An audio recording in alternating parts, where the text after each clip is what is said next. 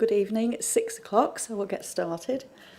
Welcome everybody to this evening's meeting of the Planning Committee on Thursday the 18th of June 2026. For those of you who don't know me, my name's Councillor Elaine Stringfellow and I'm Chair of the Planning Committee. Councillor Keith Martin to my left, over there, is our Vice Chair. Committee members and members of the public are reminded that this meeting is being recorded and streamed live to YouTube. If you're attending the meeting because you're a member of the public who has registered to speak, please note you have a time limit of 4 minutes. You will be timed and I will confirm when 4 minutes runs out. You should then finish off, or if you're in the middle of making a point, wind up within a few seconds and finish speaking. Please come forward to the microphone where I invite you to speak. During the debate, can I ask that when members wish to speak, you press the speak button on your microphone, which is the one with the profile of a face. It will then turn green and I will be able to see who's waiting to speak. When I invite you to speak, your microphone will turn red and is then live. IT are able to assist if needed, if it seems like it's not working. Voting will be undertaken by the electronic voting system. When prompted, committee members should press the button to indicate whether they are in favour, against or wish to abstain on any votes taken. The outcome of any votes will be shown on the screens around the room and confirmed by our legal officer, Steph, once completed. Please can you now ensure that mobile phones are either switched off or turned on to silent mode. We're not anticipating a fire alarm drill, but if the alarm does go off, you should leave via the double doors to my left and right and head towards the nearest safe fire escape. The fire assembly point is the far corner of the car park to the rear of the building, so that way. Thank you everyone. If I can now ask everyone to introduce themselves, starting to my left and go round one by one. Yeah, I'm Elizabeth Thornber, Head of Planning and Enforcement at South Ribble. My name's Keith Martin, I'm a councillor for Middlefirth and I'm the Vice Chair. Thank you. Good evening, Lisa Mathewson, Senior Planning Officer.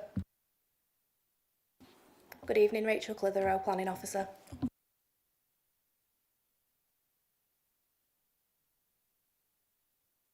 Max Waltley-Dale East, good evening. Elected member for Broadoak, Penwitham. I'm the councillor for one of the councillors for Buckshot and Worden Ward. Good evening, I'm Councillor Phil Smith and I represent New Longton and Hutton East. Good evening, Councillor James Gleeson, Cat Green, Gregson Lane. Councillor Damien Bretherton representing Walton Liddell West. Good evening, Councillor Hayden Williams representing Leyland Central. Ben Story, Democratic Member Services Officer. My name is Stephanie Marcus and I'm a Senior Solicitor in the legal team. Thank you everybody. Do we have any apologies for absence, Ben? Yes, Chair, we've got two. So Councillor Mary Green has sent apologies and also Councillor Peter Molyneux, who's been substituted by Councillor Damien Bretherton tonight. Thank you. And thanks to Councillor Bretherton for standing in tonight. Thank you.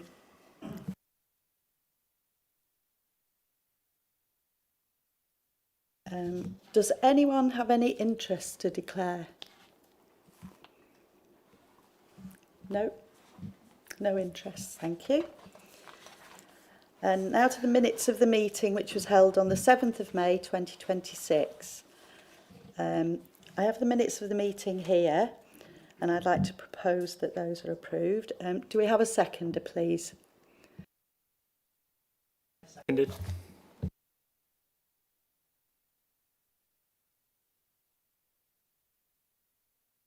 We vote on this now, don't we? Yeah. So would you like to press your button to say whether you agree with these or not? Okay. I can't see my screen, Chair. My screen is not working. Ben's just going to come and have a look. You see, wrong screen. Okay. Okay, so members have voted. Kieran needs to let you in. Yeah. You could.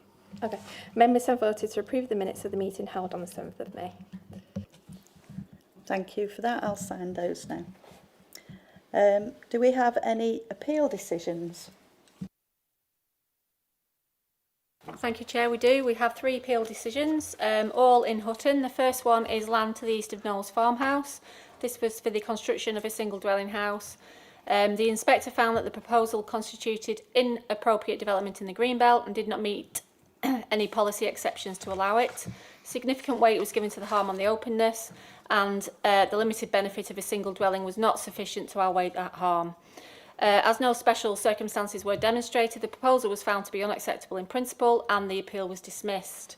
The second is land to the west of 140 Ratton Lane in Hutton, again for the construction of a single dwelling house. The inspector found that this site does not form part of the village and therefore does not meet the exception for limited infilling, resulting in inappropriate development in the green belt. Substantial weight was given to harm to openness, with only limited benefit identified from the delivery of a single dwelling. There is no special circumstances were demonstrated to outweigh that harm, and as such the proposal was found unacceptable in principle and the appeal was also dismissed. The third one was land to the west of Knowles Barn in Hutton. This was again another single dwelling house. The inspector concluded that the site does not form part of the village and therefore fails in the limited infilling exception, resulting in inappropriate development in the green belt. Significant weight was given to the resulting harm to the openness, with only limited benefit identified from the provision of a single dwelling again. As no very special circumstances were demonstrated to outweigh the harm, the proposal was found unacceptable in principle and the appeal was also dismissed. And interestingly, those were all dealt with by the same inspector, Elaine Moulton. Thank you, Chair. Thank you. That's good. That's good news. Thank you. There's been a change in the order of proceedings for tonight, so we're going to go straight to item 7, which is 351 Station Road, Bamber Bridge. Rachel, I think you're going to present that one, yeah? Thank you, Chair. So the application relates to a 2-storey end terrace property fronting on Station Road. It's within an existing built-up area and it's to the south side of Station Road. Both Bamber Bridge Town Centre and the railway station are located to the north of the town, with the town centre located approximately 465 metres away and the railway station 400 metres away. Bus stops and shops are scattered down Station Road and are within walking distance, with the closest bus stop is approximately 150 metres away. The red dots on this plan show other HMOs along Station Road in the immediate vicinity. Station Road is a long road which runs directly through a town centre, and given that these properties would not result in a clustering or concentration along the length of Station Road, it is not considered that the proposed conversion will materially alter the character or lead to a demonstrable imbalance in the community. So the application property, which you can see on here, is the brick property. It was previously within residential use. The adjoining property, which is the rendered property, is currently still within residential use. The property underwent renovation works, which were completed in October 2025. The applicant has reached an agreement with a housing provider who intend to occupy the property. However, due to ongoing negotiations and the recent introduction of the Article 4 direction, the provider requires the change of use to be formally secured through planning permission prior to occupation. It is noted that concern was raised over the nature of the residents that are going to occupy the property. However, this isn't a planning consideration and can't be taken into account. So there's no external changes to the property itself. There is a new access proposed to the front of the site, which you can see on the middle plan and the bottom plan. It's within the hedge. It's quite faint, but it's there. Internally, the layout has been reconfigured to provide 5 bedrooms. So at ground floor, there's going to be an entrance hallway, 2 bedrooms, a toilet and a kitchen, dining, living area. At first floor is a landing area, 3 bedrooms and a shower room. The property also has a basement, which is shown on the top plan. The strip of land to the north of the red edge and just below the car on the middle plan, that is within the neighbouring property's ownership. However, there is a covenant in place for right of access to the residents of the application property.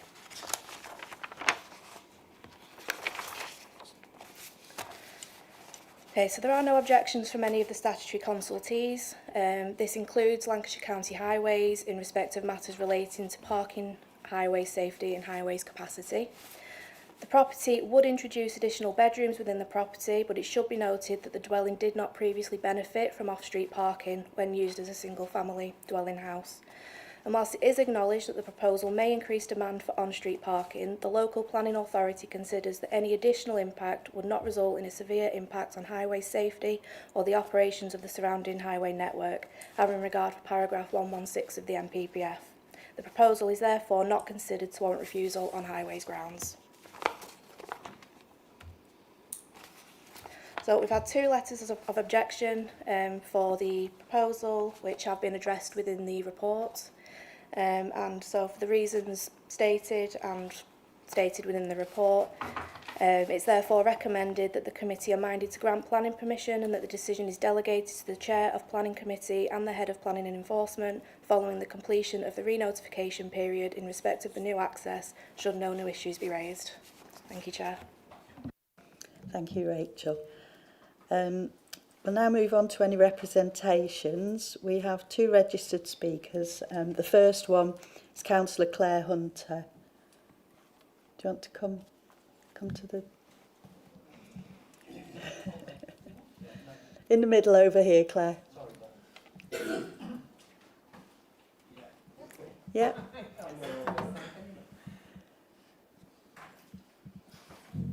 You've got 4 minutes when you're ready. Thank you. Right, can you hear me? So I'm here on behalf of the residents that live in the local area, but the main problem is the parking in this area.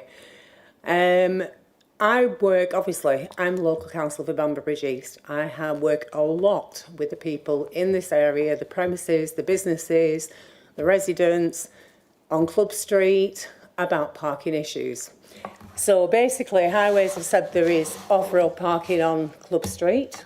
Most of Club Street is actually doubly aligned, and at this present moment I'm working with the LCC councillor Fred Cottam to get the tiny bit that is not doubly aligned.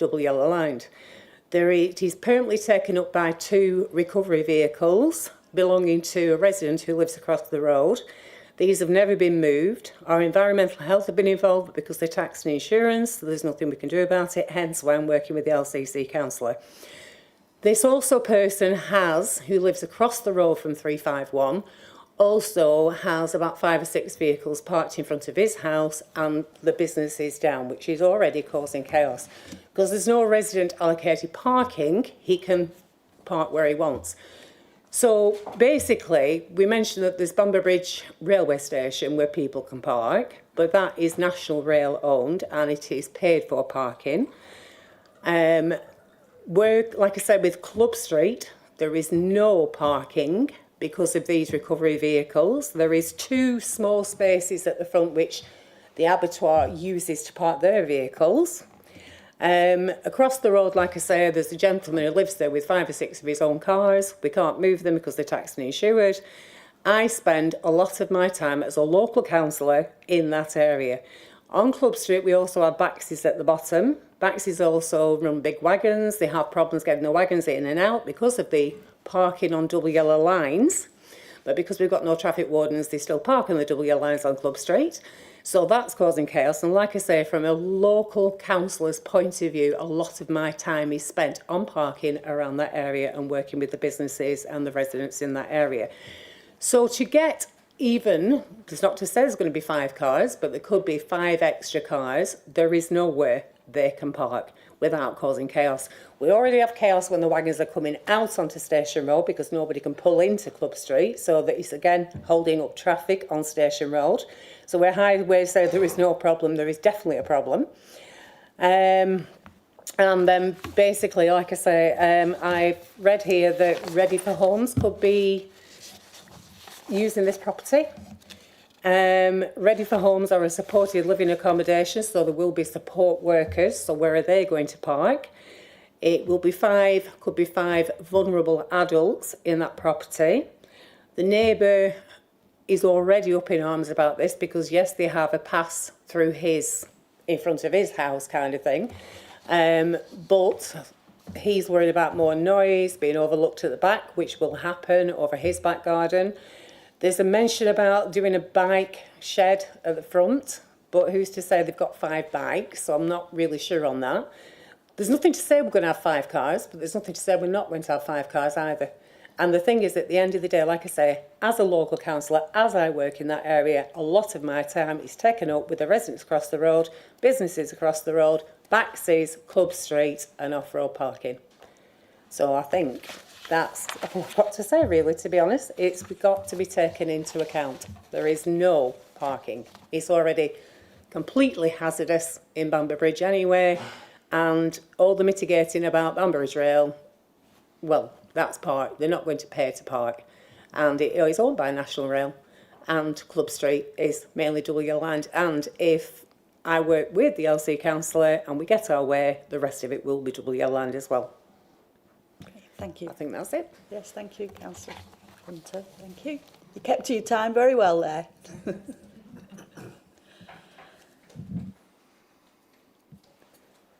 Right, now we have the agent, Oliver Price, if he'd like to come over to the microphone. Oh, there. Okay.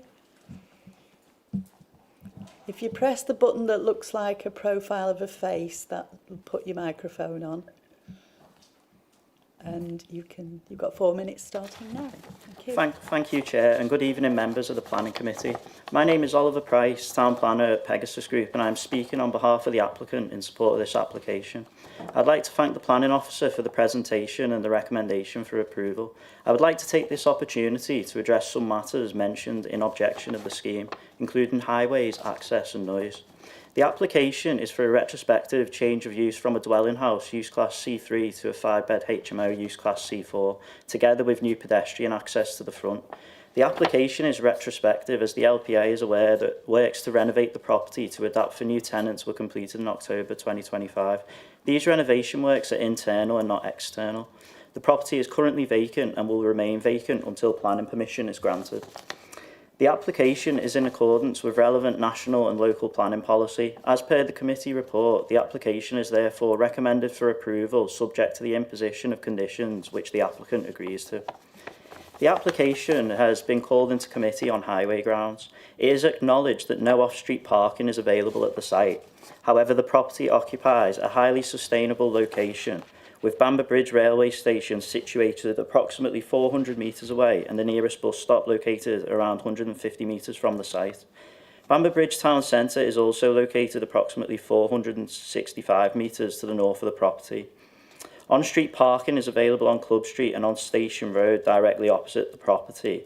The sustainable location reduces the need for car parking associated with the dwelling as a HMO.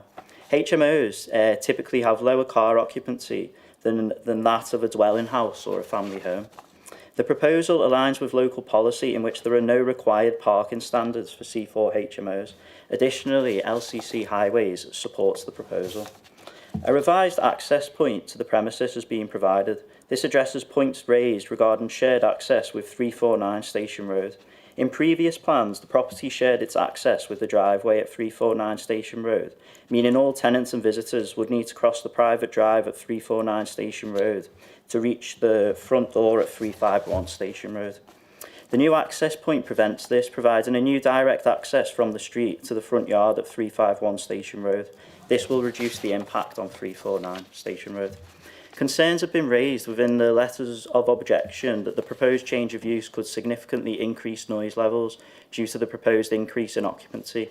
While a 5-bed HMO is likely to result in an increased number of come-ins and go-ins in comparison to a family dwelling, it's unreasonable to assume the occupiers will create excessive noise or disturbance. As mentioned in the officer's report, the council's environmental health officer has raised no concerns, citing the council's housing standards and management licensing requirements. Overall, objections and concerns have been addressed within this speech. In summary, and as concluded by the planning officer, the proposal is considered to be in accordance with relevant policies of South Ribbles Local Plan, the Central Lancashire Core Strategy and relevant provisions of the NPPF. Therefore, the proposal would not cause any harm in planning terms. On this basis, I hope you support the officer's recommendation and approve this application this evening. Thank you. Thank you, Oliver. Thank you. I'll now bring this application into committee for discussion, please, if you would like to speak. Angela, Councillor Turner.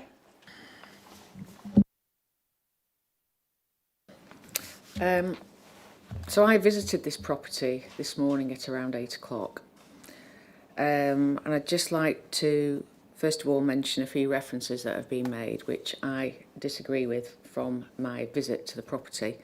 Firstly, I saw no evidence of a revised access point to this property. In fact, just to move on, as it's already been explained, there is no access from the front or the back of the property. The only access is this side entrance, which is only accessible through the driveway of the neighbour next door. This is, of course, a terrace house, so they are literally next to each other. It also says in the report, I think it was 3.2, that there was a shed had been built to accommodate bicycles. There's no shed there. Nothing's been done. In fact, I was amazed that the property had even been worked on because it doesn't look like it has. The other issues that I've got, I actually feel quite strongly about, is that I do not see it relevant to cite as a mitigation the use of the car park at Bamber Bridge train station. I visited the train station this morning. There is a community car park there, but every single slot was taken. I think there's about 8 community slots there, which they were all full. When I walked round to when I went deeper into the car park where there is the actual railway station parking, yes, there are available slots there, but as pointed out by the ward councillor, you have to pay for those slots. When I drove back from the train station to the property, it was a good 30 seconds. Well, that's a long way in anybody's book to go and park your car and then walk back. Turning to the street that was referred to as potential off-road parking, was it Club Street? I have to say what I saw there, which actually ties in again with the ward councillor. It's mainly all double yellow lines. There was a space that was not with double yellow lines. It was taken up by 2 transport vehicles with old cars on the top. And those 2 transport vehicles looked like they'd never moved. There was even bricks against the wheels to stop the trailers from moving. And there was weeds growing up. So they've obviously been there for a long, long time.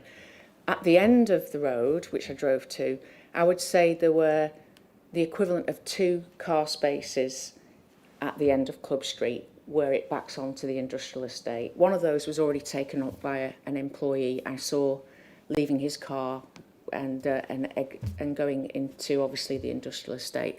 So let's be absolutely clear. There is absolutely no parking available here. I also think the letter that's been referred to from, is it Story Homes, the housing provider, is irrelevant because it's not a fact that they own the property at the moment.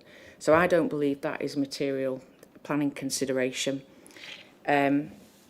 Also, finally, I must refer my colleagues to page 74, which lists a number of criticisms received from neighbours. And I agree with a lot of those. There is no provision for parking at the property. Let's be absolutely clear. If this was a HMO that had allocated parking, I would have absolutely no problems with this proposal. But for me, LCC have said there's no impact or they don't have any issues. This is something they say virtually for every planning application. But you have to take into consideration the status of the parking now, and it's really bad in that area. Also, there's already businesses there that are taking up any parking. The area does suffer from congestion, and I will be concerned about the 5 separate individuals staying at this property. They'll have their own terms of reference in terms of jobs that they've got, or going about their business. It's not like a family at all that's living there, and I just think this breaches a load of policies as well. Policy F1, access and parking. The residential amenity of the gentleman that lives next door, or the family that lives next door. I've not met them, but I mean, it's just totally inappropriate, and I totally disagree with this proposal. But I'm interested to see what the other councillors think, so I'm not going to make a proposal because I don't think that's right so early on. But thank you for listening to me. Thank you, Councillor Turner. Lizzie, would you like to come back on any of those points? Thank you, Chair. I'm going to bring Rachel in just to cover a few of the points, and then I'll sum up at the end if that's okay. Yeah, great. Thank you, Chair. Just to address the access and the bike shed, these have not yet been implemented. Only internal works at the property have taken place.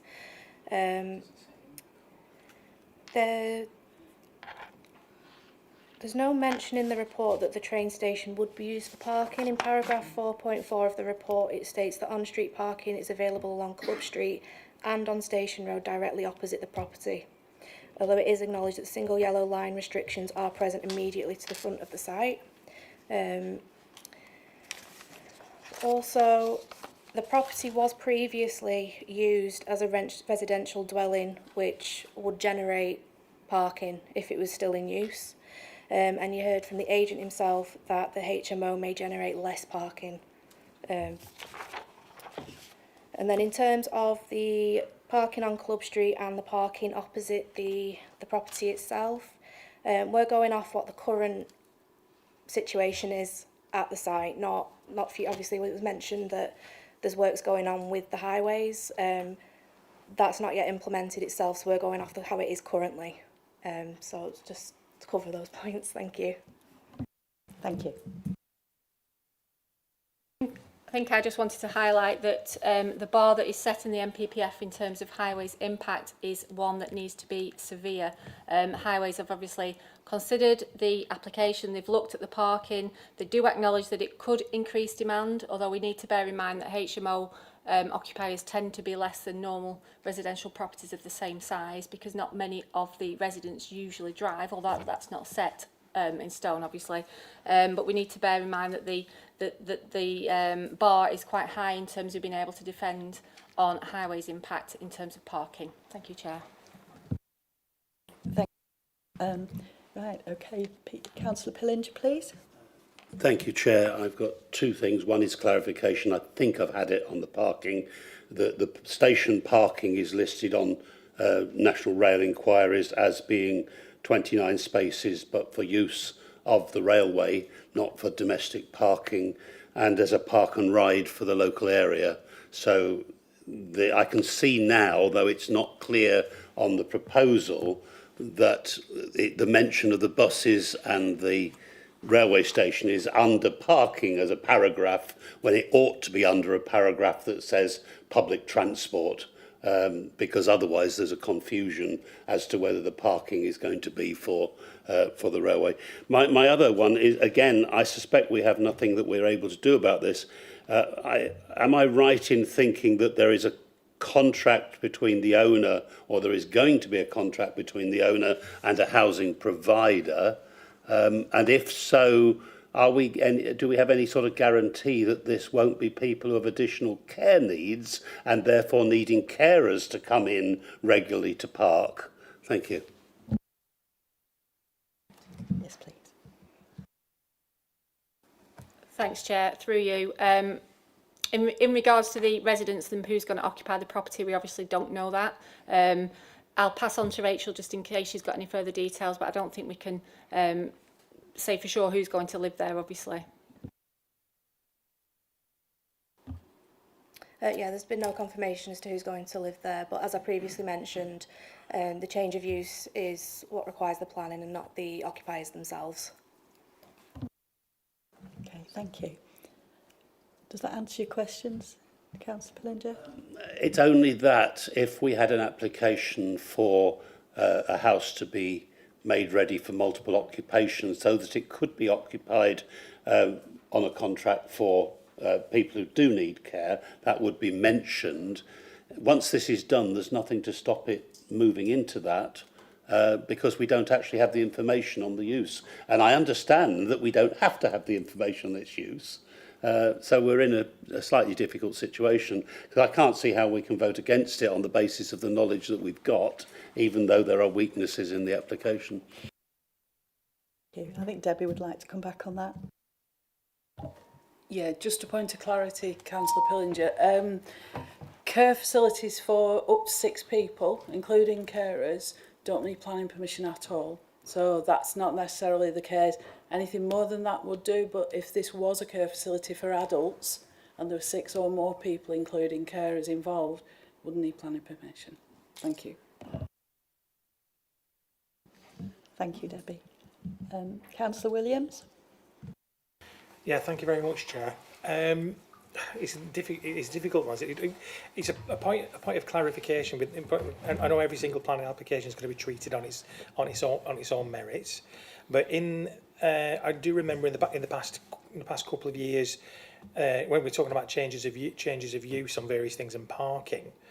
There was a property, I think, on Station Road in Bamburgh Bridge that was an ex-hairdresser's that wanted it to turn into a takeaway, and that was knocked back because there was no parking for that.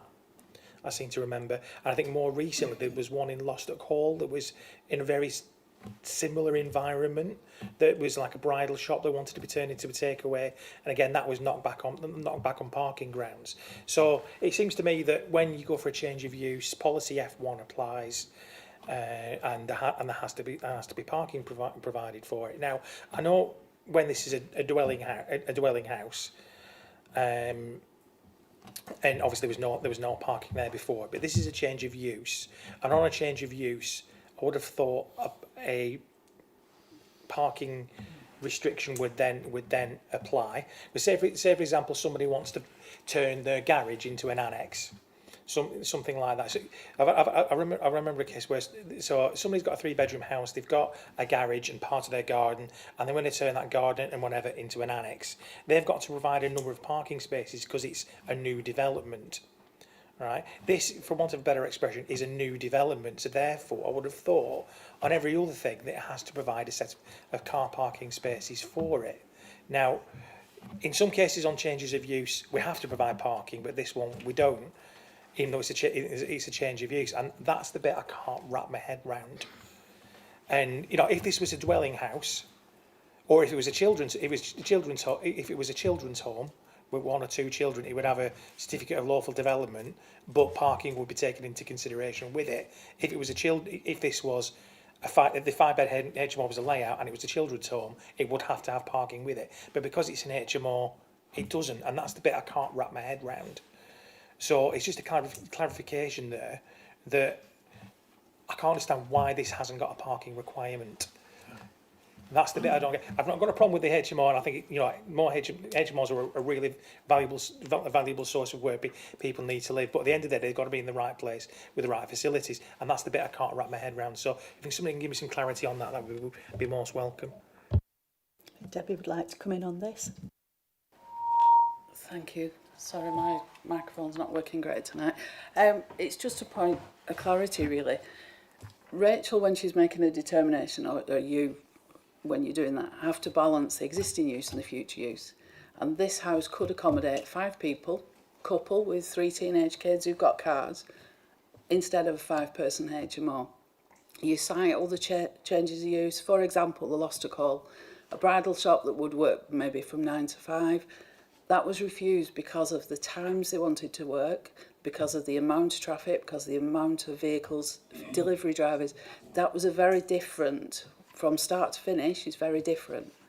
Where this is, there is no parking for this property at the moment, yet 5 people as a family could live in this property. There will be no parking for this property, but 5 people want to live in it. There is no difference, and that's the balance that you need to make. As Liz has already said, the severity test of the MPPF that LCC look at is a really high bar, and there isn't that distinction on this balance between 5 people in a family and 5 people who don't live in a family in this house, and that's what you need to look at. That's why some need more parking for a change of use and some don't. It's that distinction between what's happening now and what might happen in the future. Thank you, Chair.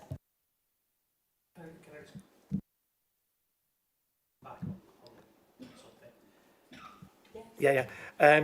It's obviously from highways grounds we can't do that, but obviously there's a G17 residential amenity.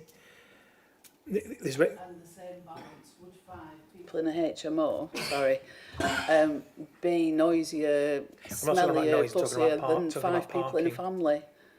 Yeah. It just seems a bit. It's the rules you've got to work with. It's that balance. As I said, if you had a couple with 3 teenage children, all with cars, 5 cars, where is the difference between 5 people who live in an HMO who may not have cars? Because the nature of an HMO is that people aren't usually, they don't drive. I take that back. They do drive, but they tend not to have vehicles.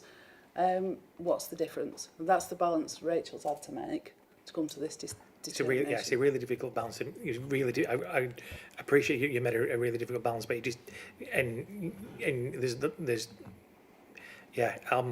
to see what other people have got to say first. I'm not entirely sure what to do yet.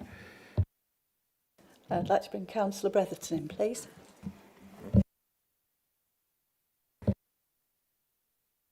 Chair, from what I can gather, HMOs tend to attract people that might not necessarily want to drive there. Usually the people that would find it very difficult to live elsewhere. So HMOs, in my opinion, are a very good idea. And the places we shall locate HMOs are places near public transport, shops, local amenities. And I noticed from the diagrams there's already 2 HMOs in the area, so it's obviously a place suitable for that type of accommodation. I can understand why they're going to provide bicycles, because there's probably a good chance that the residents in an HMO would more likely to use either public transport or use a push bike rather than a car. Because let's face it, if you're vulnerable, maybe nearly homeless, and you need somewhere to live, you're going to go for the cheapest accommodation you can get. And HMO provides that facility, and it's unlikely that someone that's going to rent an HMO, a one room in an HMO, it's unlikely, in my opinion, that they're likely to have a vehicle, and are 5 occupants really going to have 1 vehicle each living in an HMO? I very much doubt it. I think a push bike, the bike shed, is a very good idea, because that would accommodate a bit of healthy living for a start. But the main point is, I think it's in a perfect location.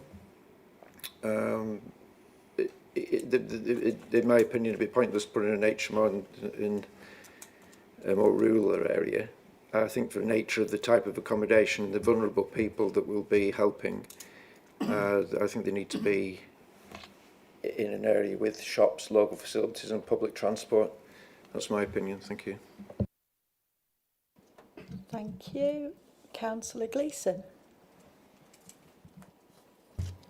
Thank you, Chair.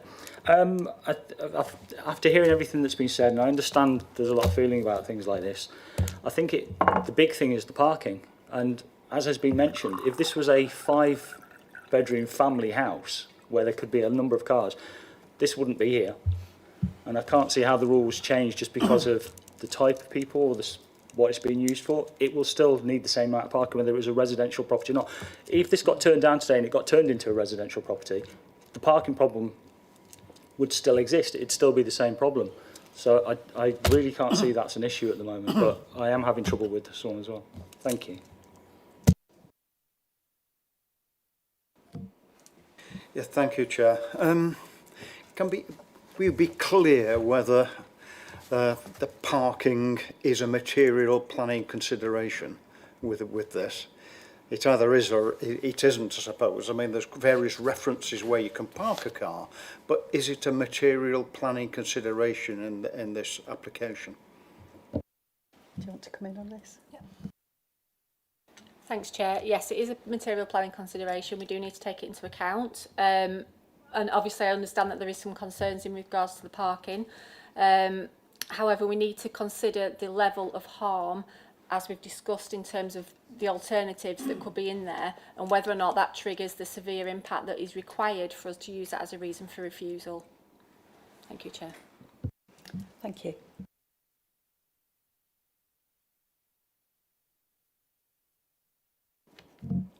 Councillor Lomax. Oh, do you want to come back on that, Councillor Smith? Yes, only quickly. Is that harm under policy G17? Policies. Yeah, parking standards will be under F1, but there aren't any now and there won't be in the future. G17 is amenity and harm, yeah. Right. Okay, thank you. Okay, Councillor Lomax now. Anyone moving into the Brig is going to have problems with parking. To me, it doesn't matter where it is. Is it going to make it worse? I don't think it is going to make it worse. It's just bad. It's not great, but I don't think we can take it into consideration, personally. LCC have not raised anything. Now, we often say that we wish LCC would say something, but they haven't. We could have 2 or 3 families, small families, move into this home anyway to share the price of buying a house, and we would have problems, and there would be nothing we could say. The only reason it is here, it is because it's a HMO, and we have to look at HMOs. And the parking will be bad anywhere in Bamber Bridge. And I don't think it's going to make it that much, if anything, worse. So, unfortunately, and this really is unfortunate, I'm going to propose that we pass this HMO. Okay, thank you. Do we have a seconder? Councillor Pillinger, do you want to speak? I think my feelings, I can understand that people, particularly the parking, but this is actually a general problem for Bamber Bridge. It's not a problem relating to this particular property in particular. It's just a general area problem which needs some attention. This HMO proposal is close walking distance to a railway station for people to get to the train to go into Preston. There's buses nearby, and yes, some people might be cycling. So I think I can't see that we don't have it. I don't see we've got any grounds for not accepting the recommendations of the officers.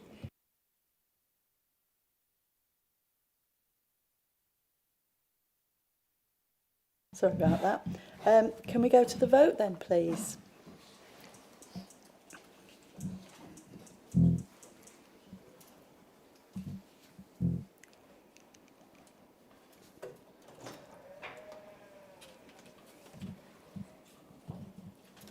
Okay, so members have voted to grant planning permission and that the decision be delegated to the chair of the planning committee and the head of planning enforcement following the completion of the re-notification period. Thank you, Steph. if you just came for that proposal, then you can leave now. Bye.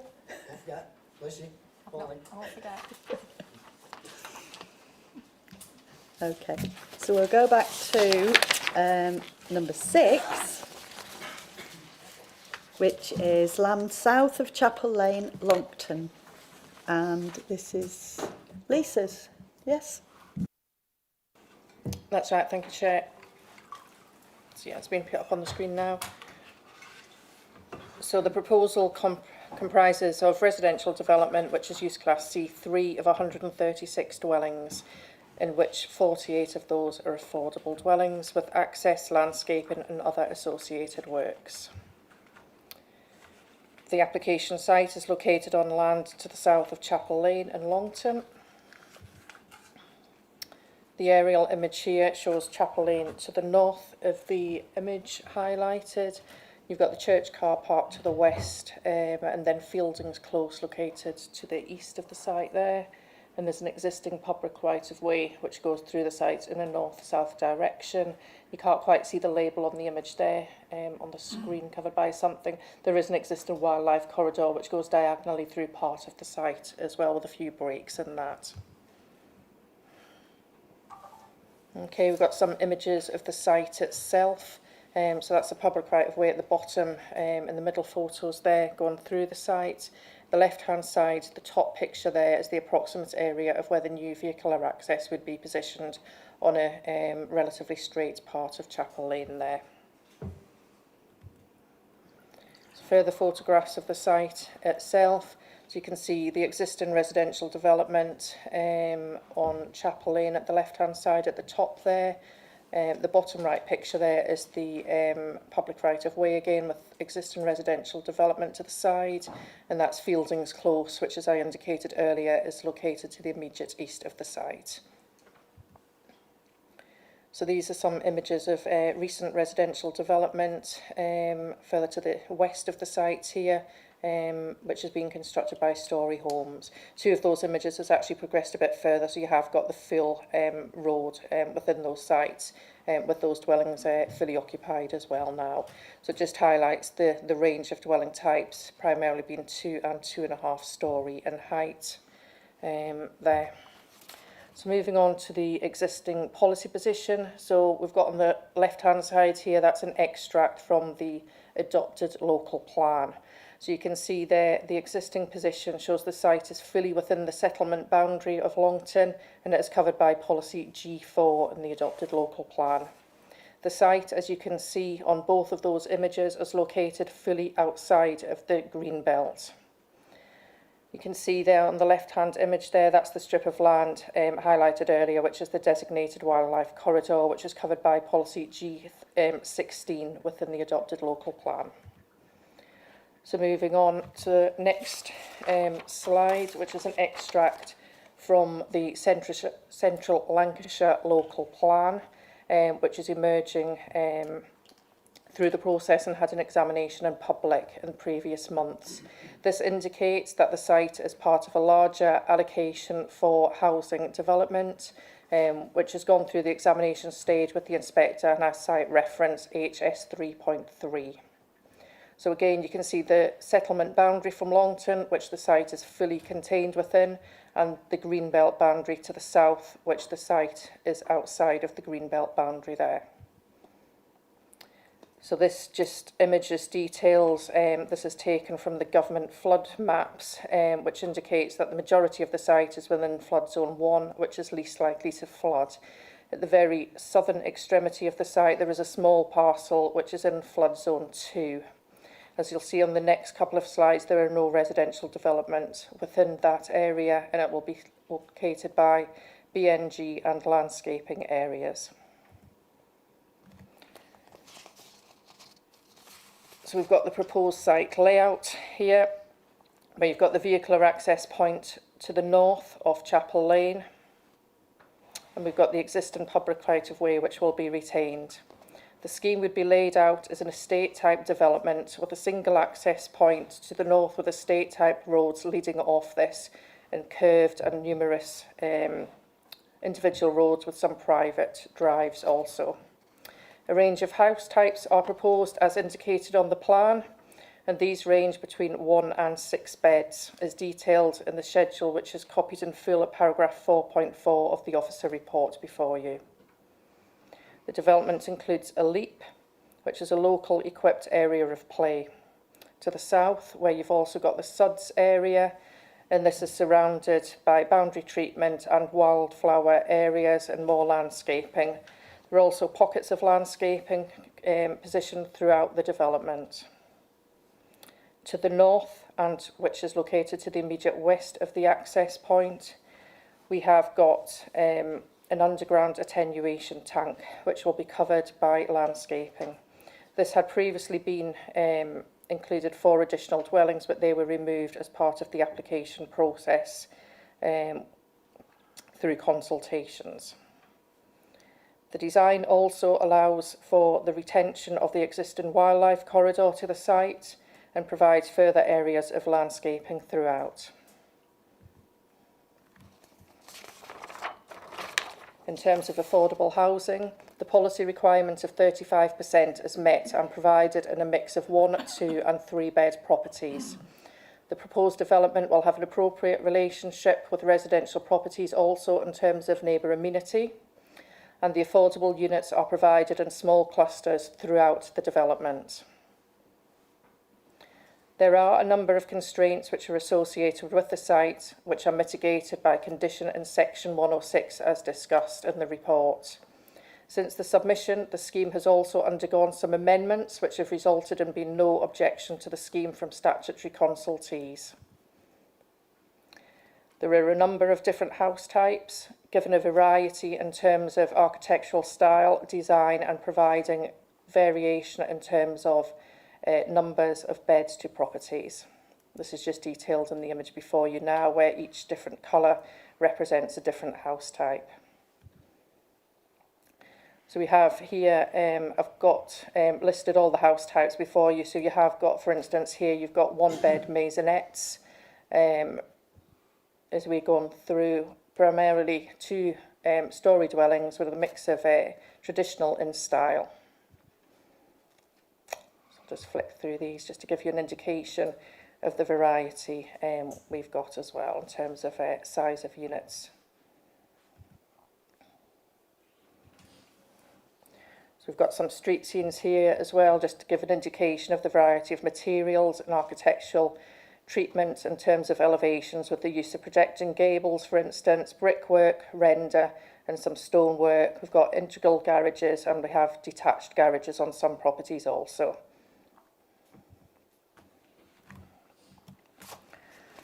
So the proposal abuts an established residential community and it's located within a sustainable location. As is indicated earlier, it is an emerging housing allocation in the Central Lancashire Local Plan as detailed fully in the report. On this basis, it is recommended that the decision to grant planning permission be delegated to the Head of Planning and Enforcement in agreement with the Chair, Vice Chair of Planning Committee, subject to the conditions recommended below and the satisfactory completion of the Section 106 agreement, which would secure a number of matters listed in the report, but would include public open space, affordable housing, on-site biodiversity net gain, and a financial contribution towards travel monitoring.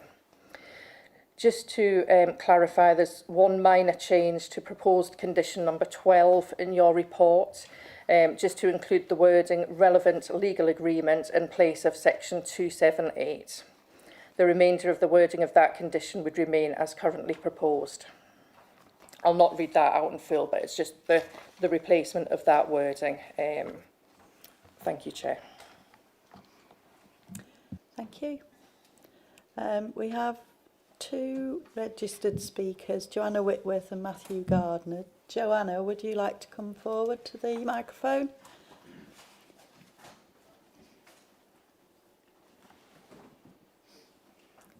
Whenever you're ready, if you press the button that looks like a profile, and you've got 4 minutes.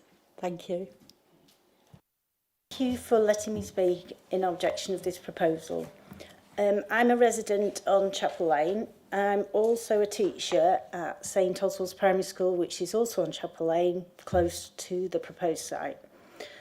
I'm here to voice the real concerns from school staff, school parents and Chapel Lane residents about the traffic danger to children that the single road entry exit point poses in this development by being so close to the school.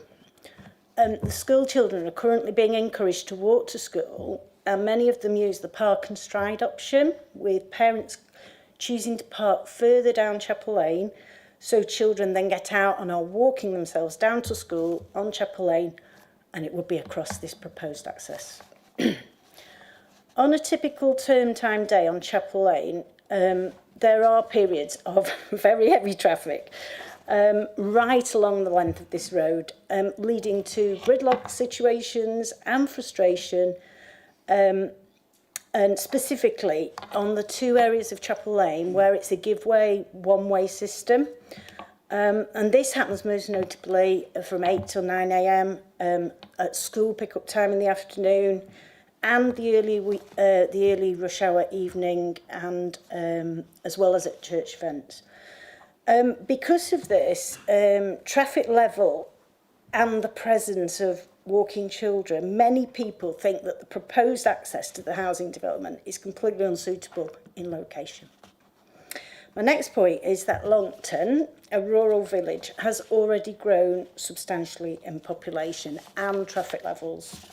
The sheer size and scale of this proposed development is totally inappropriate for the infrastructure of the village.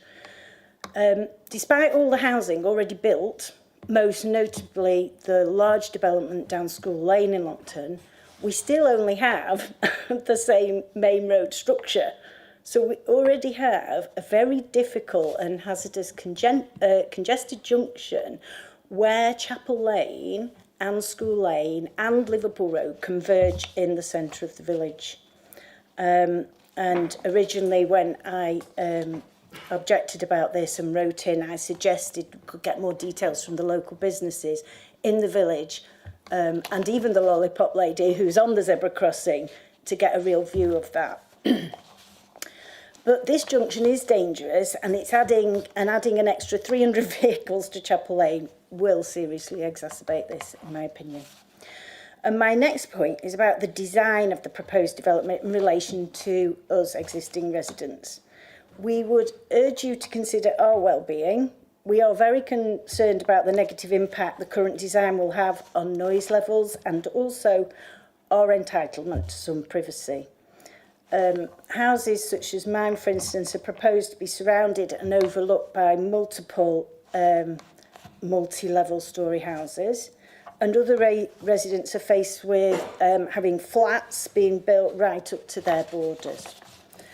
The design layout that borders existing residents could and should be more thoughtfully created, with maybe ground floor bungalow residences an option, as well as possibly a large nature buffer zone that will give existing residents the privacy they deserve, as well as giving at least some areas for the wildlife and environment to be protected, and could help with the flooding surface water situation too.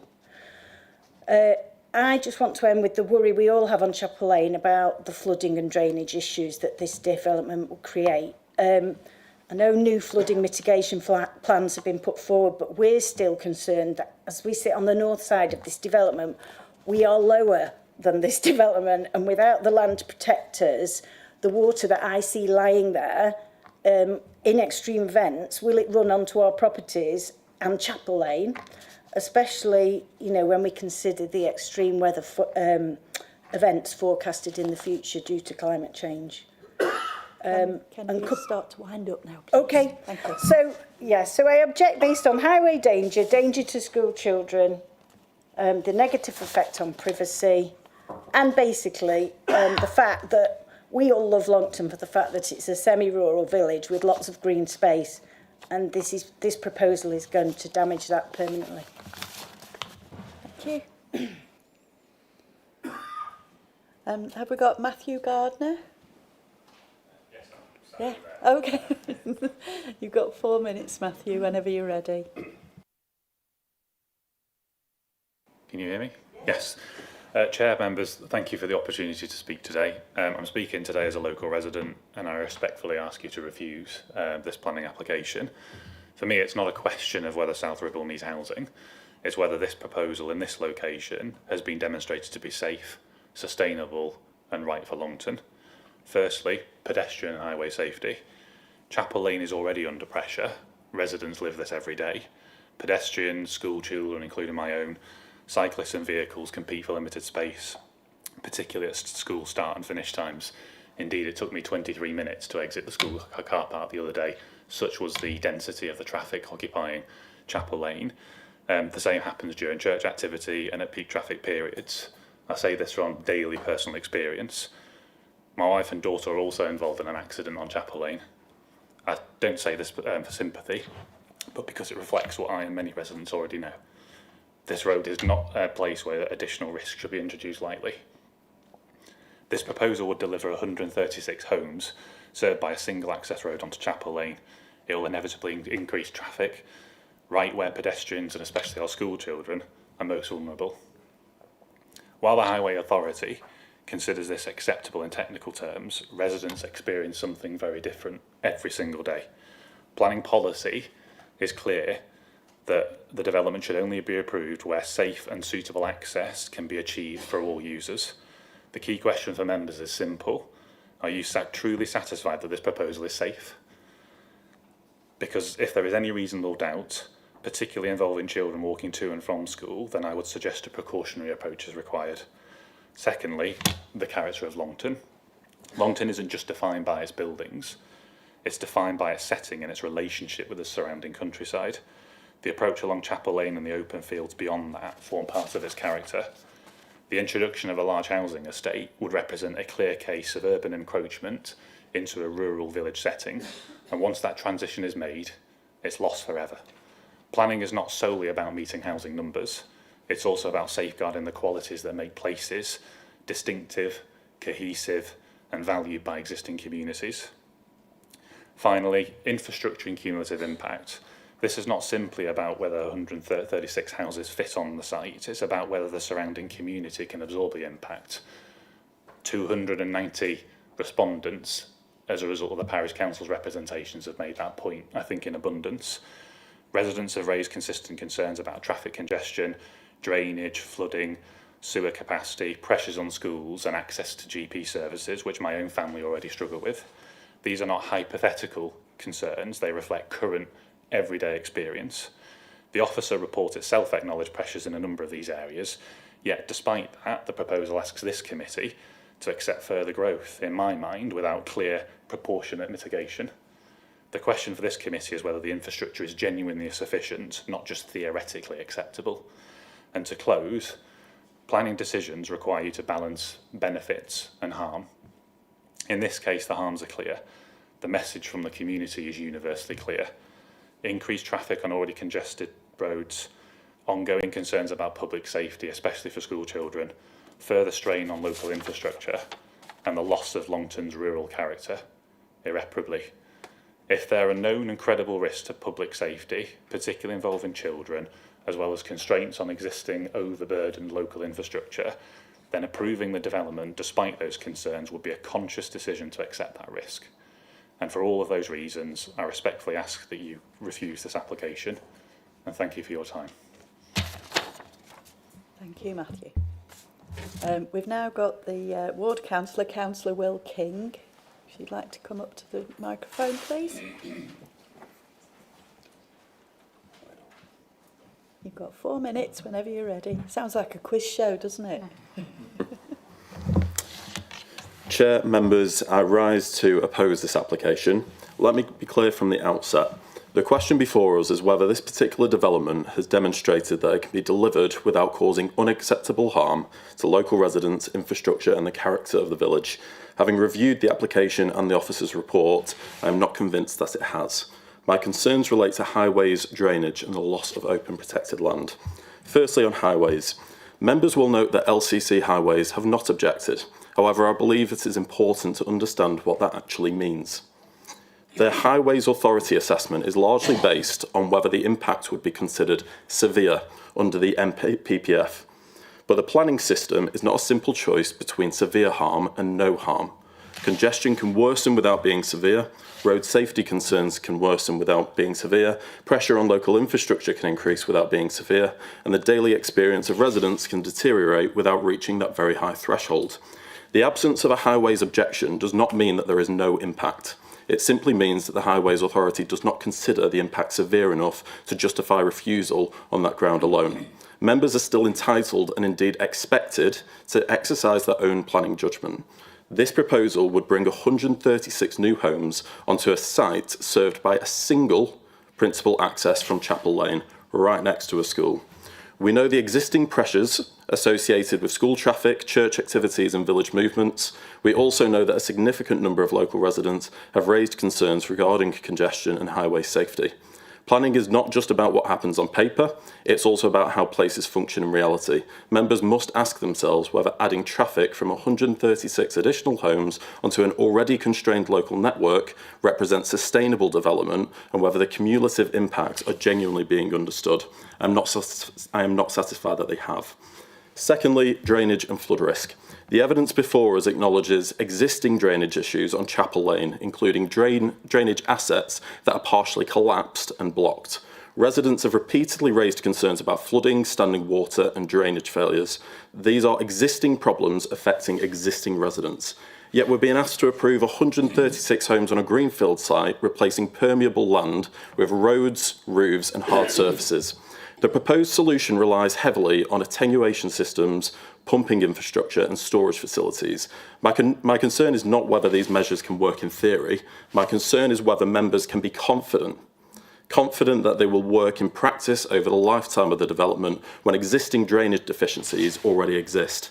I also note that United Utilities originally raised concerns regarding the sewer capacity before mitigation measures were proposed. That should remind us that drainage capacity is a genuine planning issue, not simply a perceived one. Where uncertainty exists regarding flood risk and drainage infrastructure, I believe the committee should be extremely cautious before granting permission.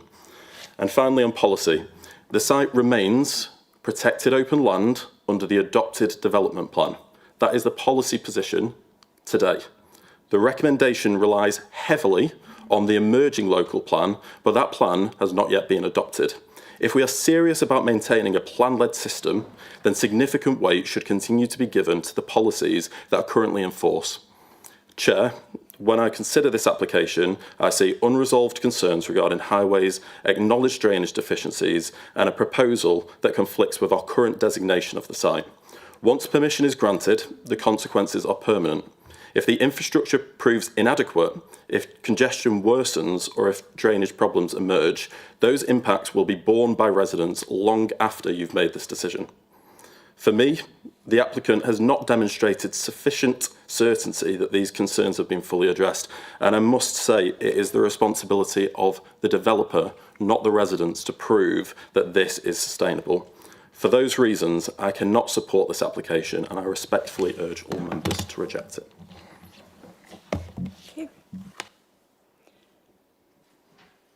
Councillor Colin Coulton, who's another ward councillor. When you're comfortable, you've got 4 minutes.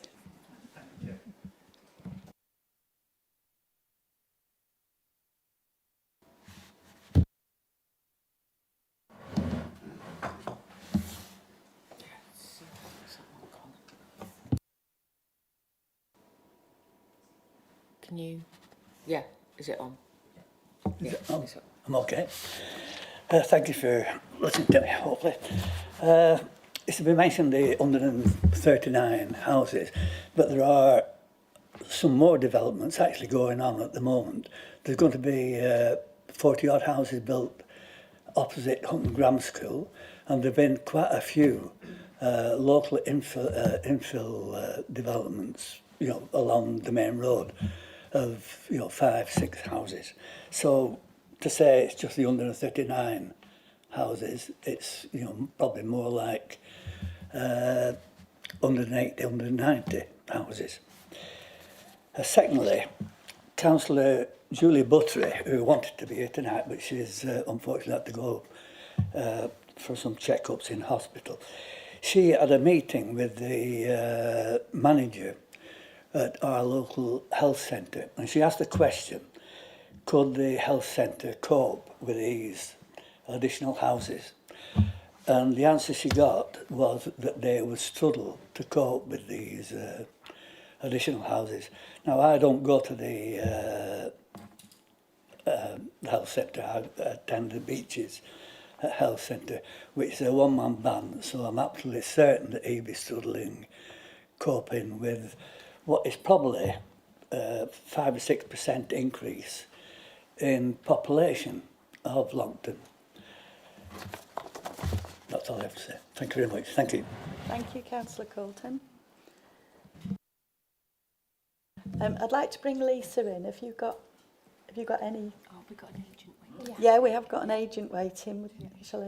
Yeah. Yeah, she'll sort that. The agent, Phil Robinson. Would you like to speak next?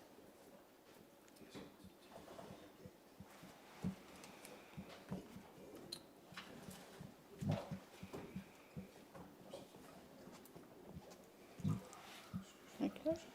You've got 4 minutes. When you're ready and you press the button. Thank you.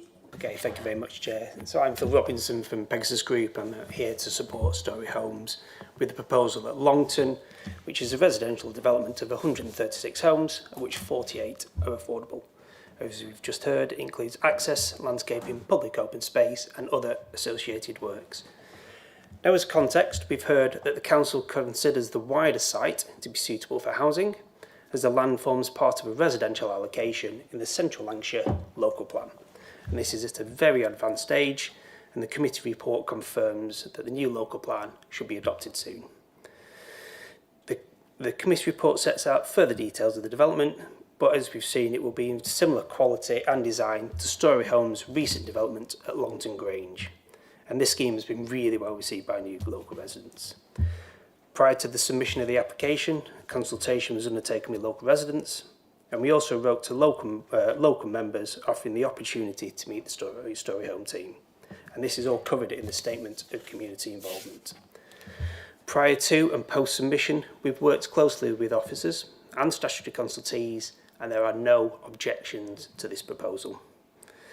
The layout has been fully audited, and consultees confirmed that tree protection and mitigation measures have been incorporated, hedgerows have been retained. We've heard about the wildlife corridor. It's noted, and ecological reports demonstrate there will be no impacts. The scheme will deliver a 10% BNG uplift through both on and off-site provision. And we've worked proactively with United Utilities for more than 3 years, and we've eventually reached agreement to include a foul water storage tank to make the scheme acceptable from a flooding and drainage perspective. And this will all be secured by suitable conditions discharge. And alongside this, the Environment Agency and the lead local flood authority confirmed that development would be safe from flooding without exacerbating risk elsewhere. Lancashire County Council Highways accept that the site is in a sustainable location, but they have recommended a travel plan to encourage more sustainable forms of travel, and the monitoring of this and the improvements to nearby bus stops will be secured by Section 106. Access to, movement within the site has been fully considered, it's safe, and the access strategy is fully supported by Lancashire County Council. So the principle of a residential development on this site is wholly acceptable. There are various benefits that flow from the scheme. Of course, there's the 136 homes on a proposed allocated site. There are the 48 affordable homes. There's a publicly accessible open space and a leap. And the homes will be energy efficient, providing carbon reduction of about 3.3% over current building regs. And we've also heard about the net gain in biodiversity. And there's various economic benefits that flow. 161 jobs during construction, £36 million in gross value added during the construction phase, household expenditure of nearly £4 million, council tax £330,000. There are a lot of economic benefits that flow from this scheme, as well as the Section 106 contributions for public open space, which is 180,000, and the bus stops. So overall, Chair, these benefits clearly and demonstrably outweigh any perceived impacts, and there is no evidence to the contrary. The overall recommendation of officers is to approve, subject to conditions. and it's requested therefore that members support their officers, support this allocation in the emerging plan, and approve the development of Chapel Lane in Longton for housing. Thank you. Thank you. I'd like to bring Lisa in. I think she's got a few answers to some of the points for people. Thank you, Chair. Yeah, there was obviously a few speakers there, so I'll try and go through them step by step. Just looking at highways first, obviously it has been assessed by the Highways Authority from LCC. Just to point out also, there was a lot of due diligence that has been undertaken in years preceding the emerging local plan allocation as well from a more strategic level. And then obviously LCC has looked at the more detailed aspect of where the exact access point was, but it was always envisaged with the allocation that that access would be a point off Chapel Lane. So that has been looked at historically on the strategic side of things, as well as with the more detail, more recently with the submission of the application. LCC it has resulted in some amendments both to the access in terms of displays and internally within the site, with some additional information provided on like refuse tracking and things like that to ensure the safety of any pedestrians on the footways. There were some minor amendments made to the orientation of those footways, for instance, as well. So that has been looked at in a large amount of detail on that side of things. Just one of the points, just to come back from Councillor Walking, it is quite normal and typical on applications. You say that there might have been some initial concerns raised by both Highways and United Utilities, which yes, they were, but it is quite typical for applications of this nature to ask for some additional information, and it did result in some amendments to the scheme to ensure that their initial concerns were overcome, which has resulted in the loss of those 4 units towards the frontage, the additional clarifications for tracking, and then the provision of an underground attenuation tank together with all of the flow calculations, etc. for that. So it is quite typical of applications of this nature for things like that to happen as an application progresses, and that did result in reconsultations with them to make sure that the scheme was satisfactory and met with their approval, resulting in no objection from all those parties. Really. Just in terms of highways as well, whilst it wasn't suggested by LCC, I have incorporated condition number 8, which is in the report, about construction deliveries. So where practical, they should be scheduled outside of the peak hours of school times, which are listed in that condition. So that's just something that was added in, which we thought maybe proactive in terms of that, whilst not suggested by LCC themselves. In terms of noise, which was mentioned by, I think it was the first speaker, in terms of that and amenity side of things as well, we do have a residential design guide which we have to adhere to in terms of back-to-back distances for properties. So they have all been measured to make sure there's no windows facing each other. So there are those guidelines which are taken into account when all applications are assessed. So that's further detailed in the report with those individual properties. Just to point out where it's mentioned there are flats, those are 2-storey maisonettes. So it's where you've got one flat on top of each other. So it's not, a 4-storey building or anything like that. So that is towards, there are 4 maisonettes in terms of in the north west side, and then there's 4 also at the southeast corner of the site. So that's just to clarify the point on the flats there, and they've also been assessed in relation to our privacy guidelines with window-to-window distances or window-to gable distances there, which is covered in more detail on the report. Just in terms of flooding issues raised primarily with United Utilities, just also to clarify, an application of this nature was also assessed prior to an application being submitted when it went through the local examination side of things, where there wasn't any concerns raised when that was debated some months back in the examination stage here in this room.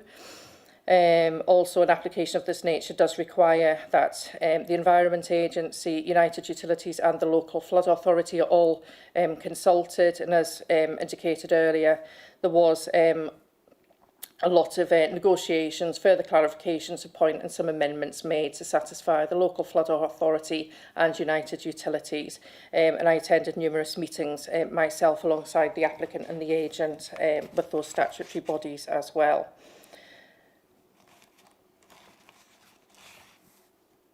In terms of, sorry, I'm just going through here, a couple of points was made by a couple of parties just in terms of the character. So I'll just go back to obviously the site being within the Central Lancashire Local Plan as a housing allocation.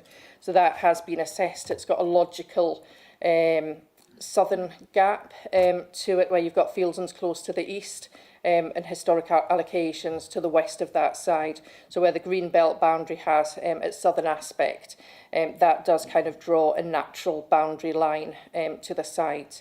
Obviously, you have got some softening of that area to the immediate north as well, where you've got the wildlife corridor, and you have got the Suds area and the Leap, biodiversity net gain areas and the wildlife corridor, which will soften that area.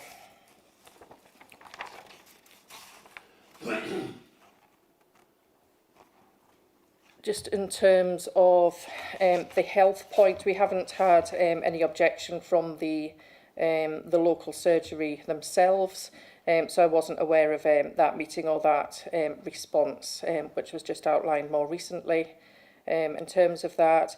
And just on Councillor Coulton's point, obviously we are just here today to assess the application before us for 136 dwellings. We're not here to assess any historic infill applications or any other applications and adjoining settlements. We're just here to look at this application itself, which is before us in terms of the determination. Thank you, Chair. Unless there's any other points that anybody wants to raise, I think that hopefully should cover most things. Thank you, Lisa. That's very good. Do you want to go and sit down now? I think that's probably okay. I'll bring this into committee now for discussion, and then there might be other points that people want to raise, perhaps. Councillor Pillinger. Thank you, Chair. I note the nature of the proposal. I've heard what other people have said. I've got a couple of specific questions. On page 15, there's mention of a dual pump station located and an underwater fowl storage tank. These seem to be part of this plan because of already inadequate foul drainage in the area. And while I understand that they mitigate what is inadequate, I just sort of wonder quite how they work, what sort of hold-back capacity there is, you know, how long will it contain the foul water from this estate should there be further deterioration of United Utilities facilities in the area.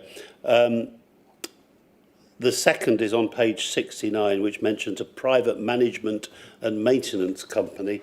Does this mean that the roads and drainage and lighting of the estate will not be adopted by the County Council in the plan, or is the private management just for the facilities like playground and so forth, which would in more established areas of the borough be paid for by the council out of its council tax? I'm councillor for Buckshaw village, and one of the ongoing complaints that I get from residents is they're paying for things by an annual fee which are paid for out of council tax for people who live in more established housing.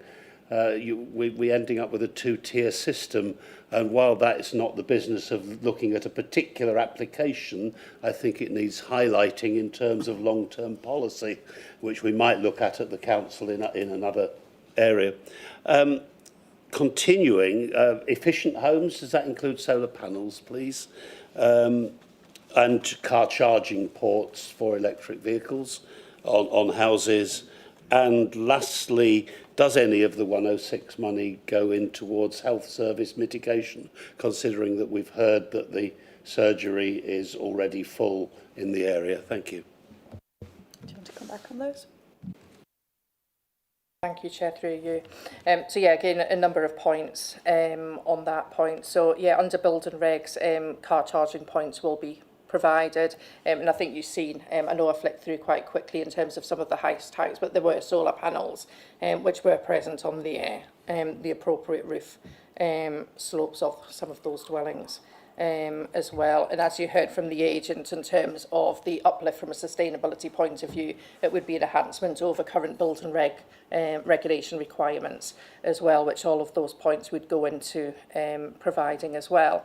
In terms of management companies, I think it is quite typical that a management company would still be in place to deal with you know, the biodiversity areas, the play spaces and things like that. There is condition number 12, the one which I did provide a very small amendment to in terms of the legal agreement, which does require the highway works to be constructed in relation to that for the adoptable standard. There is also a separate planning condition towards the end of the report, just bear with me, about a lighting scheme as well to be provided, which we'd have to go through Lancashire County Council as well, which would be provided onto the road and footways within the estate as well. In terms of Section 106 monies, obviously I read out the list of items which that would go towards. In terms of health contributions, the adopted local plan, we do not have a current policy that would stand up and be still compliant in terms of requiring any contributions towards healthcare facilities within the council area, which is the current situation, and that's the same on all development sites at the current time. I think that covers all of the points raised. Sorry, I'll just come back on, sorry. I think the first point was just in terms of, obviously there is mitigation in terms of the pumping station and the attenuation tanks. In terms of those meetings that I've attended, obviously that isn't the cheapest solution from the developer, but it is the most, the agreed solution in terms of mitigation to ensure within the MPPF also there is a requirement that there'll be no worsening of the existing situation from existing residents, and there should be betterment as well on the top part of the site as well. So yeah, it's not the cheapest solution, but it's the solution that has been provided to offer that mitigation strategy through the course of those negotiations with both the local flood authority and in particular United Utilities. So can I just see just clarification of what you said about there should be no worsening of the situation, but there should be betterment because of these mitigating factors. Is that what I hear you saying? Yeah, PF requires that there isn't any adverse impacts in terms of flooding on that.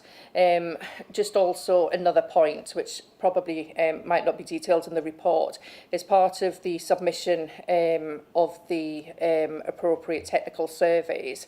The applicant undertook like CCTV and things like that of the actual pipework that was outside of the site, and that's something that previously might not have been done by the local flood authority, so that actually might have, you know, assisted in terms of rectifying where some of the existing issues may have been as well, which could have added in additional information in terms of where United Utilities went in terms of making sure there was an appropriate mitigation strategy to enable them to remove their objection to the application. Thank you. Thank you, Lisa. Councillor Martin? Thank you, Chair. I've worked on that road before, and it is a very, very busy road. It does get quite congested when the schools are dropping off. So there is a concern there, and I appreciate the concern. And obviously the local knowledge provided by Joanna Matthew and the two councillors respectively have sort of highlighted that. And then I have worked there, and sometimes there's no traffic, and it's very quiet and it's peaceful and things like that. So I think as far as the building development concerned, the time is very particular. One of the things I do have a problem with, and always will have, is when construction sites create a lot of dust. Because I mean, dust for me at my place is a serious risk to your health, and so I sort of make sure that these roads are kept clear, and sweepers that are used actually wet the road before they sweep it instead of just spreading the dust around.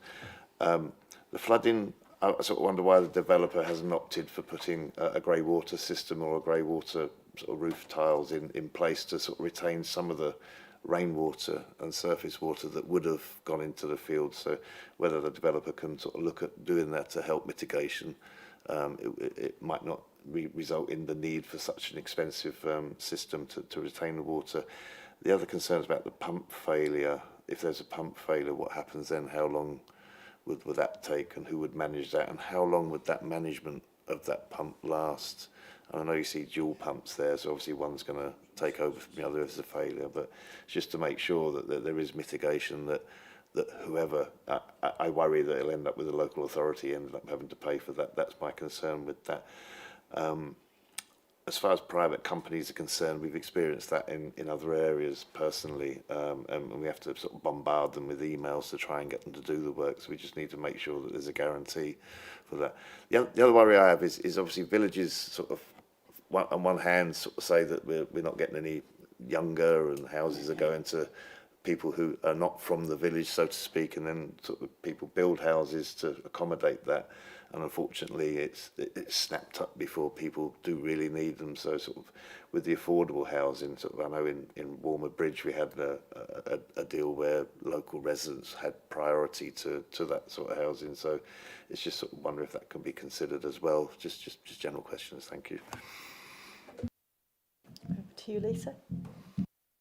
Just in terms of the affordable housing, obviously that is shown as provided in terms of the split of the social rent and the shared as well on the site.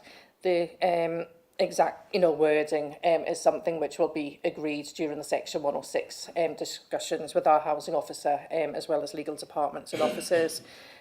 Just on that point, just in terms of your initial point in terms of the construction and dust, we have got quite a long and detailed, especially detailed condition number 6 within the report about the construction environmental management plan.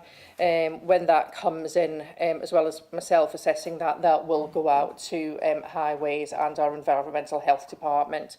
Dust is obviously something that forms part of that as well, and obviously we can look into details about construction routes for construction vehicles and things like that as well. So as well as the condition 8 I alluded to earlier about the times for deliveries, we can also look at the construction delivery routes and things like that, which would be picked up in that construction management plan as well. Okay, thank you. Councillor Williams. Thank you very much, Chair. I've had a look at this, and I think it's right to say small villages or towns like Longton. If people are brought up there, then obviously they have the right to live there and want to continue to live there. So it's great that houses are provided there. Obviously, affordable housing, the quota of affordable housing that's put there is on this side, and that side of it is great. So I'm no objection in principle to where it is. It's a patch of land that's sort of using a patch of land that's in that particular village. But looking at it, I know how busy Chapel Lane is. I've got relatives that live in that area, and I've been down there quite a lot. I really do have concerns over this single access for like 130 odd houses coming out of a single access next to a school. I really do have a bit of an issue. If there was 2 accesses in different places, I could understand it. But when kids are dropping off, there's 130 houses. Just say for example, even just 20% of the houses wanted to go out at between eight and 9. We're talking 40, 50 cars trying to get out of that one junction when people are dropping off at school. And yeah, I know that the highways thing is severe, but I just do wonder sometimes what constitutes severe in LCC's eyes. I do wonder that. The report that's been written is brilliant. There's loads in it, but again, we keep saying this all the time, that we're stitched up by highways, and we can't refuse to. But I genuinely think in this case, I think they've got this wrong. I think highways have got this wrong. That's one thing. The second thing is around the flooding aspects. Granted, the bottom of the site is possibly in a flood area, there's a lot of attenuation schemes and things like that in that. I have the same concerns as Councillor Martin around the maintenance and whatever of these pumping stations. Are they going to be adequate? There's the service charges and management companies and all that type of thing. Granted, it's not particularly, it's not really in our remit to decide technically how that's done and who manages it and whatever, but it is our business to decide whether that's going to affect the residents that are there, regardless of however they do it. And I think putting those measures in place, you know, they're like a drastic measure to put. It's like a really drastic measure to fit some houses there that ordinarily wouldn't necessarily go there because of those issues. But the last thing that really concerned me was a bit in the report that United Utilities, and you know, this isn't Story Homes' fault, and it's something that's completely out of their control. But the collapsed sewer in Chapel Lane, where people keep arguing the toss about who's responsible for it. There is no way on God's green earth these houses should be built until that is fixed. Now, I don't know whether a condition can be put on that or how pressure is put to bear on anybody to fix that, but there is no way on God's green earth this should be built until that is fixed and prove that it's working. You know, it would be folly, I think, to be able to add more houses into a system that's already congested. So I'm a bit split on this. So I'm just wondering whether there's anything we can do to condition that to make, you know, we talk about betterment or not make it worse. Houses that into a broken sewer could on balance and in my head could be making things worse. So I'm wondering whether we can do it. Can we do anything with that? Yeah, just in terms of, obviously, I think as detailed in the report, that a collapsed sewer obviously sits outside the planning system, yeah, it's and that's not their fault, yeah, but that's something which, in terms of, you know, some of the additional survey workers probably realised the extent of that. So whilst it does sit outside the planning system, the applicant and agent have been liaising proactively with the relevant authorities to try and overcome those concerns to the betterment of you know, both future residents of the proposed site and the wider community in terms of that. Because it sits outside of the planning system, I'm not too sure if there's anything that we could stipulate for that. Yeah. Yes, of course, yeah. There would usually be what is Section 104 agreement, whereby a developer would build sewers and drainage systems to an agreed standard, so that the water company would then adopt the same, and then that would be maintained at public expense. So that would be within the site, but not necessarily. This is something that's outside the site. Yeah, I'm just talking about what's on the site, just to clarify that. Yeah. This is something that's outside. It's not necessarily under Story Homes' control. It's really unfortunate for them, really, that this has happened. But there's no way anything should be built there. It's not their fault that this has happened. But nothing really should be built there until that is fixed. It's common sense that tells you that it's not one of their issues. But it's up to us to protect the residents that are already there from this. That's the point I'm getting at. And it'd be, you know, it's something they're going to have to get around, or you or whoever it is who's responsible for it is going to have to get around to deal with it. And I don't think we could allow something there until that problem is fixed. I think Debbie wants to come in on this, Councillor Williams. Yeah, I think, as with all applications, all sites, we need to be really careful that we don't try and use the site to fix an existing problem, which is not the remit here. And whilst I appreciate that's not what's happening, by the same token, what policy would we be expected to refuse this when it's not in the site, it's not relevant to the site, and providing the site doesn't cause additional harm, then why would we refuse it on that? I think we'd be on very, very sticky grounds if we did refuse it on that basis. Thank you, Chair. I do wonder where there still is I'll see what the people say, but I think the site access, I think, is the overriding thing for me. But I would be interested to see what I've been. What's the word I'm looking for? unlocked the stable door before with proposing stuff before and got caught out. So it'd be interesting to see what other people say, and other things that I may have missed. I'll see what other people say.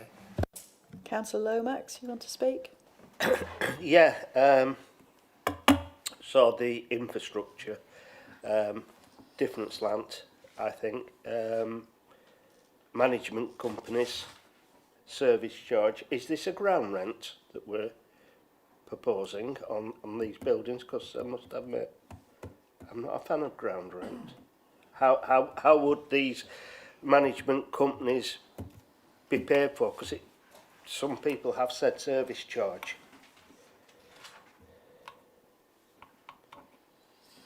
Please, yeah. Sorry, Lisa, I'm just jumping in front of you. Do you want to answer it? I was just going to say, obviously, there was amendments to the ground rent system in terms of last year, which obviously the applicant and agent and the house builder would have to comply with, which is different to a service charge to cover some of the public open space areas as well, so which would be in a legal agreement. But yeah, the ground rent was, you know, the house builder will have to comply with the more recent guidance on new build properties relating to ground rents.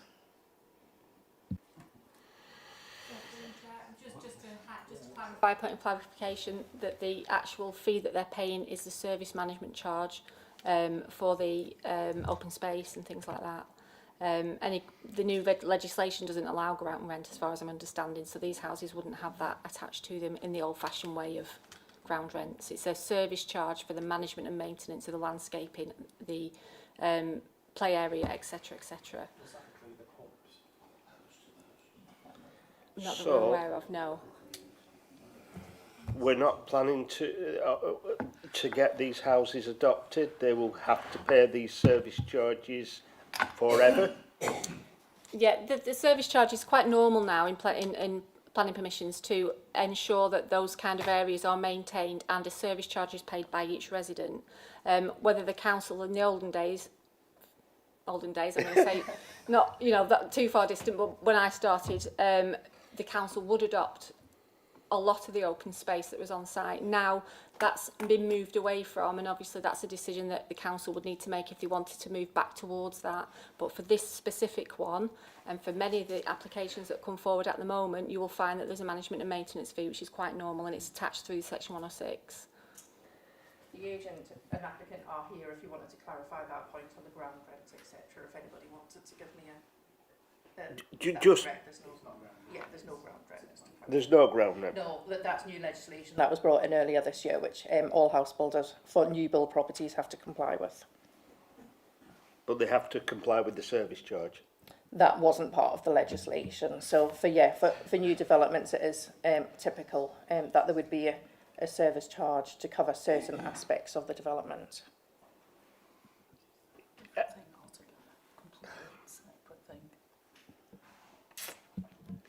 Are you happy with that, Councillor Lomax? Well, happy-ish. Do you want the honest? No. I'm going to bring Councillor Smith in now, if that's okay.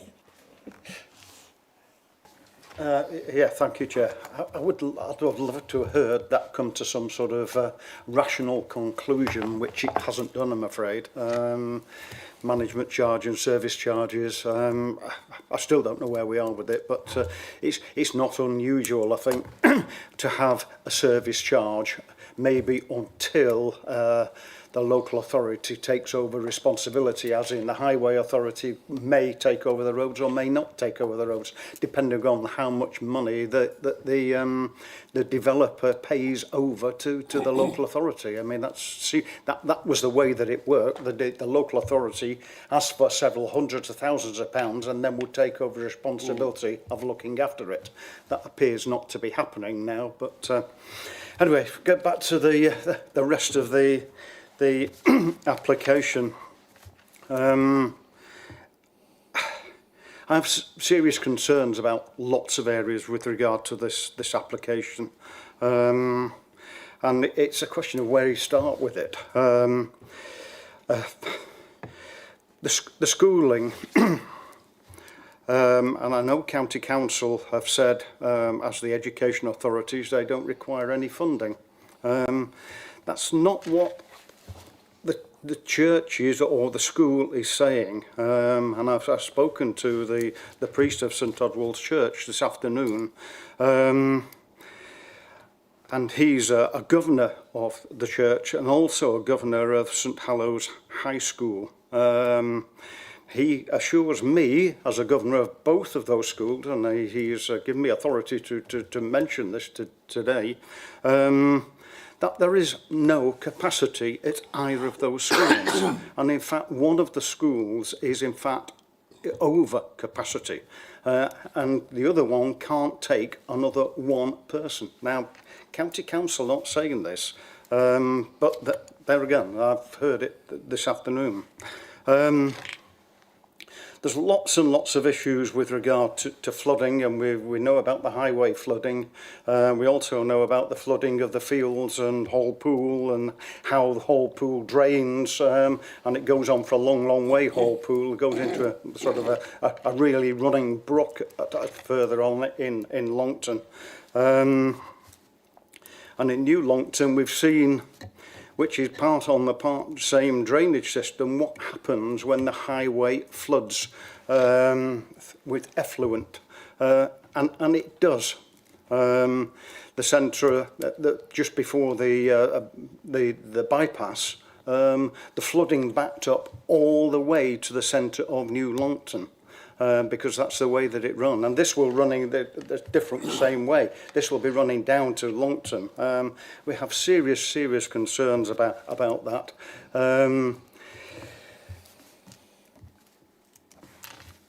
The wildlife corridor, it's been mentioned several times as an asset, and it is an asset.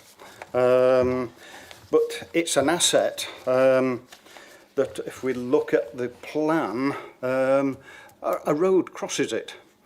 There's details around, but you can't actually see it. But and I know Lisa knows where it is because I mentioned it to her this afternoon. So the road crosses it to allow one house to be built. Now this is a wildlife corridor. To get one house to be built, they cross it with a road. Now, that makes absolutely no sense whatsoever. The housing mix is another issue. And whilst there's quite a good mix on there, there's 6-bedroom, if we want 6-bedroom, there's 5-bedroom, 4-bedroom, single ones. What there isn't is anything for the retired community. Where are the bungalows? Where are they? This is not a good mix on such a development as this. Highways, oh my goodness me. We all know about it, even people, the members that don't live near it. I travel up and down it most days, to be quite honest, and it is an absolute nightmare. Talking to the priest today, he is really concerned about it. They're really concerned about the safety and the amount of cars that are parked there in the morning. And I said, oh, well, it's only from 9 o'clock till... And he said, no, it isn't. They start queuing at 7:30 in the morning for Breakfast Club. And they're being picked up late when children are being picked up later than that. You can't travel down that road. It's impossible to pass. It goes from one end to the other. Several hundred metres either side of that pathway, either side of the church, is nose to tail cars parked there, taking the children and picking the children up from school. And the single access for 130, how many houses do we say? It doesn't really matter. It's a lot of houses, and if you look at just one single movement per vehicle per house per day, you're doubling on that and trebling on that, all coming out in one place. That makes absolutely no sense whatsoever, and that.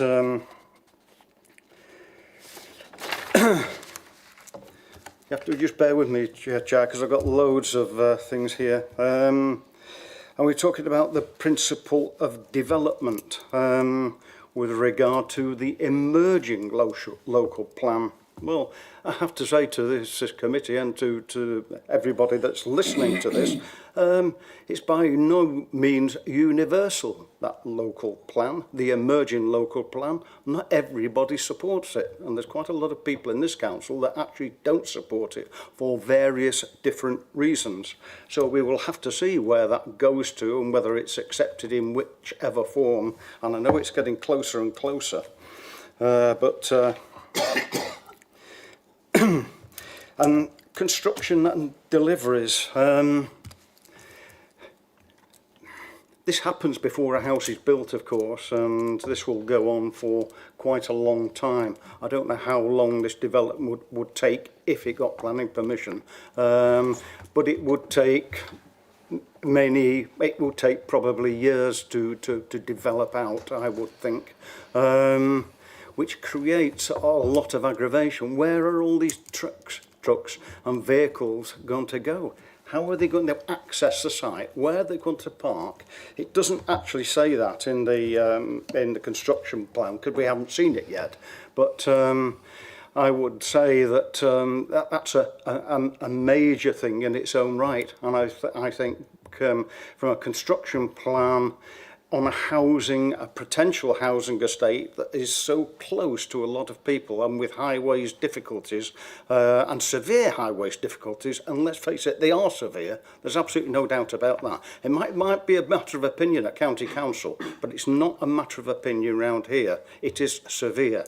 So where are these vehicles going to go? How are they going to park? There's going to be every day, they're going to be queuing up outside down a single track trying to get all the various materials that they need to build houses. And building houses, believe me, is a messy job. We all know it is. They can't help it. We're not complaining about it, but it is. The nature of the beast makes it very, very messy. I am really struggling with this, to be quite honest, to go forward with it. So, but I'll just listen to what other members have got. But at this stage, I don't think I can be supporting it. Thank you, Chair. Thank you. I know Councillor Turner's waiting, but I'm just going to bring Lisa in just to answer a few of those points, if that's okay. Thank you, Chair. It's just a couple of the points. Obviously, we had a discussion earlier today just about the wildlife corridor. I have revisited the topographical survey as well that came in, and that exact point that we were talking about, there is a natural break in the vegetation and in the hedgerow where that single plot access is proposed. There already is a natural break in that, which I just wanted to reassure you on that point. Obviously, in terms of the education, requirements, the Education Authority at the Council were reconsulted just to get a more up-to-date response within the last 2 weeks, and they came back with the same view that there is no requirement and that they are satisfied with the current provision with these additional spaces as well at both primary school and at secondary school levels. They obviously assess it on the future provision, and obviously there are changing demographics at the moment as well in terms of lowering spaces, and I understand that there's no additional funding that is required, which has been confirmed by them in terms of that. Just in terms of the construction plan, just to confirm again, obviously that is proposed to be conditioned, and that would include compound areas, construction traffic, etc., and things like that. So it's quite typical for a site of this size for that to happen within the site itself on the whole as well. There is sufficient space for that as well to happen, but that will be detailed in a construction management plan that would have to be assessed by the relevant consultees as well.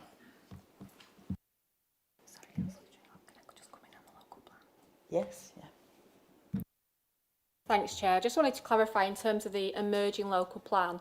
That obviously has been in the making for quite some time. This is one of the sites that is coming forward in that emerging local plan. It has been through and it's been voted to move forward in the local plan. It's been through the stringent tests that local planning and the Central Lancs local planners had to go through in terms of things like flooding, highways, etc. And then when the planning application comes before you, that's looked at again from the Highways Authority. They have looked at changing the access and widening it. They've taken some houses out from that point as well to improve that access point. So members just need to be aware that although we may well not have the local plan in place currently, realistically it will be in place in the next few months as we move through that process, and that weight in the decision of the emerging local plan is there to be considered in the planning balance. Thank you, Chair. Okay, thank you. Can I bring in Councillor Turner, please? Thank you, Chair. Yeah, there's obviously quite a number of issues that have emerged from this committee meeting that have certainly given me food for thought.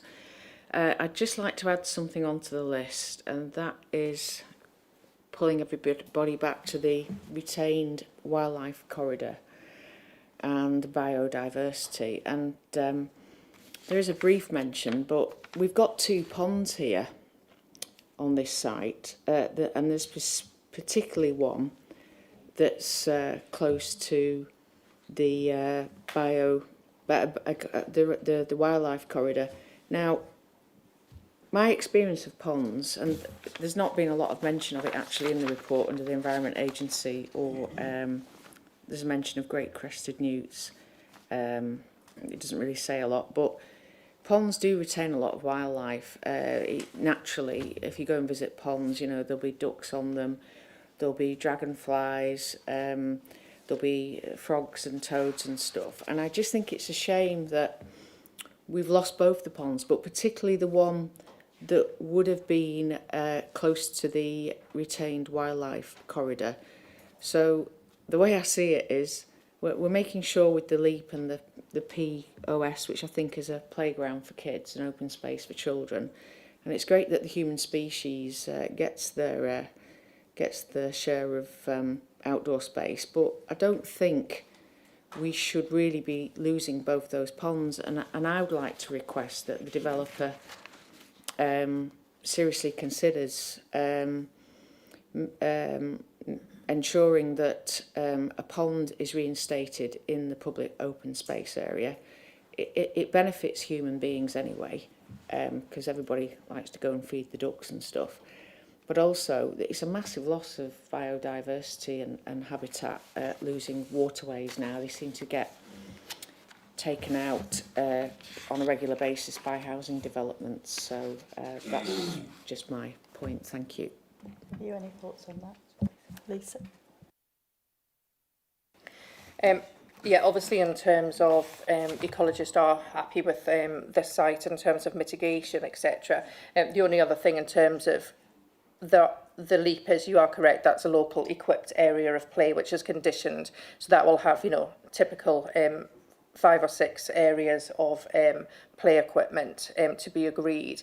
The issue is with, you know, you've seen you're having ponds and things like that. It's a management concern. Obviously, we'd have to have boundary treatment and things like that. So it's quite normal for LEAP areas such as that to be surrounded by more grassland and things. But we have got the, you know, significant on-site biodiversity net gain areas, which our ecologist has reviewed and is happy with. And that will form part of a Section 106 agreement. Just to add, the other side of that, the landscaping, whilst we have got quite a detailed plan in front of us, that doesn't go probably far enough in terms of some of the species and heights and things like that. So the landscaping scheme, you know, could be amended in part. And it is conditioned for a fully detailed landscaping scheme with more details on species and heights and locations, and that is proposed to be conditioned as well in the report.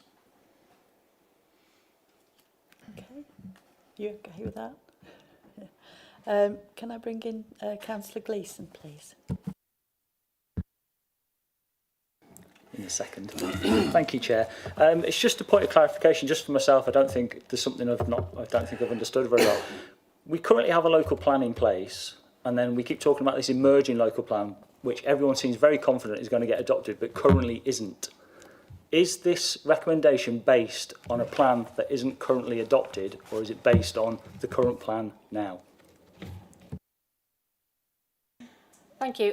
Yes, this This site is currently allocated as protected open land in the current local plan. When we moved forward to sort of put our sites forward through the emerging local plan, we had to consider whether or not we were going to use these types of sites, which are within the settlement boundary, or whether we were going to go essentially into the green belt. So these protected open land sites, which have always been in the settlement boundary, were used to avoid us having to go into the true green belt. So it's never been green belt land. So that's the first point.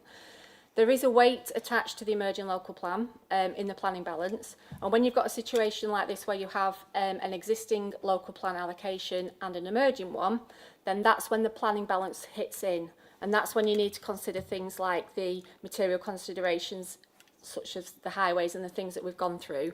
But we also need to bear in mind that with that planning balance, we need to give weight to the emerging allocation and sort of weigh up whether or not that outweighs the harm of the existing allocation, if that makes sense.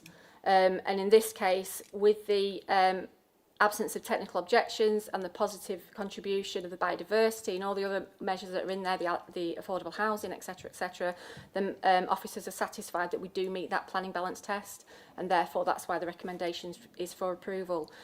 If members were minded to refuse, you would need to demonstrate a very clear and evidenced harm, which carries significant weight to outweigh those considerations. And from my point of view, I don't think that there is a significant argument to do that at appeal. And bear in mind that if you did get to an appeal with this, by that time you would have an adopted local plan in place, which we are, moving towards. So it's a close one on this one, and it is a bit of a difficult decision, and I do understand that, but from officers' point of view, it should be approved. Councillor Pillinger? Yeah, may I speak again? Yeah. I'm still looking at the question of this management and maintenance company. I'm on page 69, point 4B, in a section which is about the Highway Authority, and then it seems to be that you either have an agreement with the local planning authority requires a copy of a completed agreement between the applicant and the local highway authority under section 38, or the constitution and details of a private management and maintenance company. But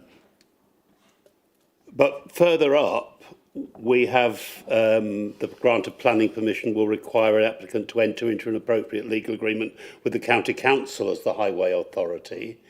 If that first paragraph is right, I'm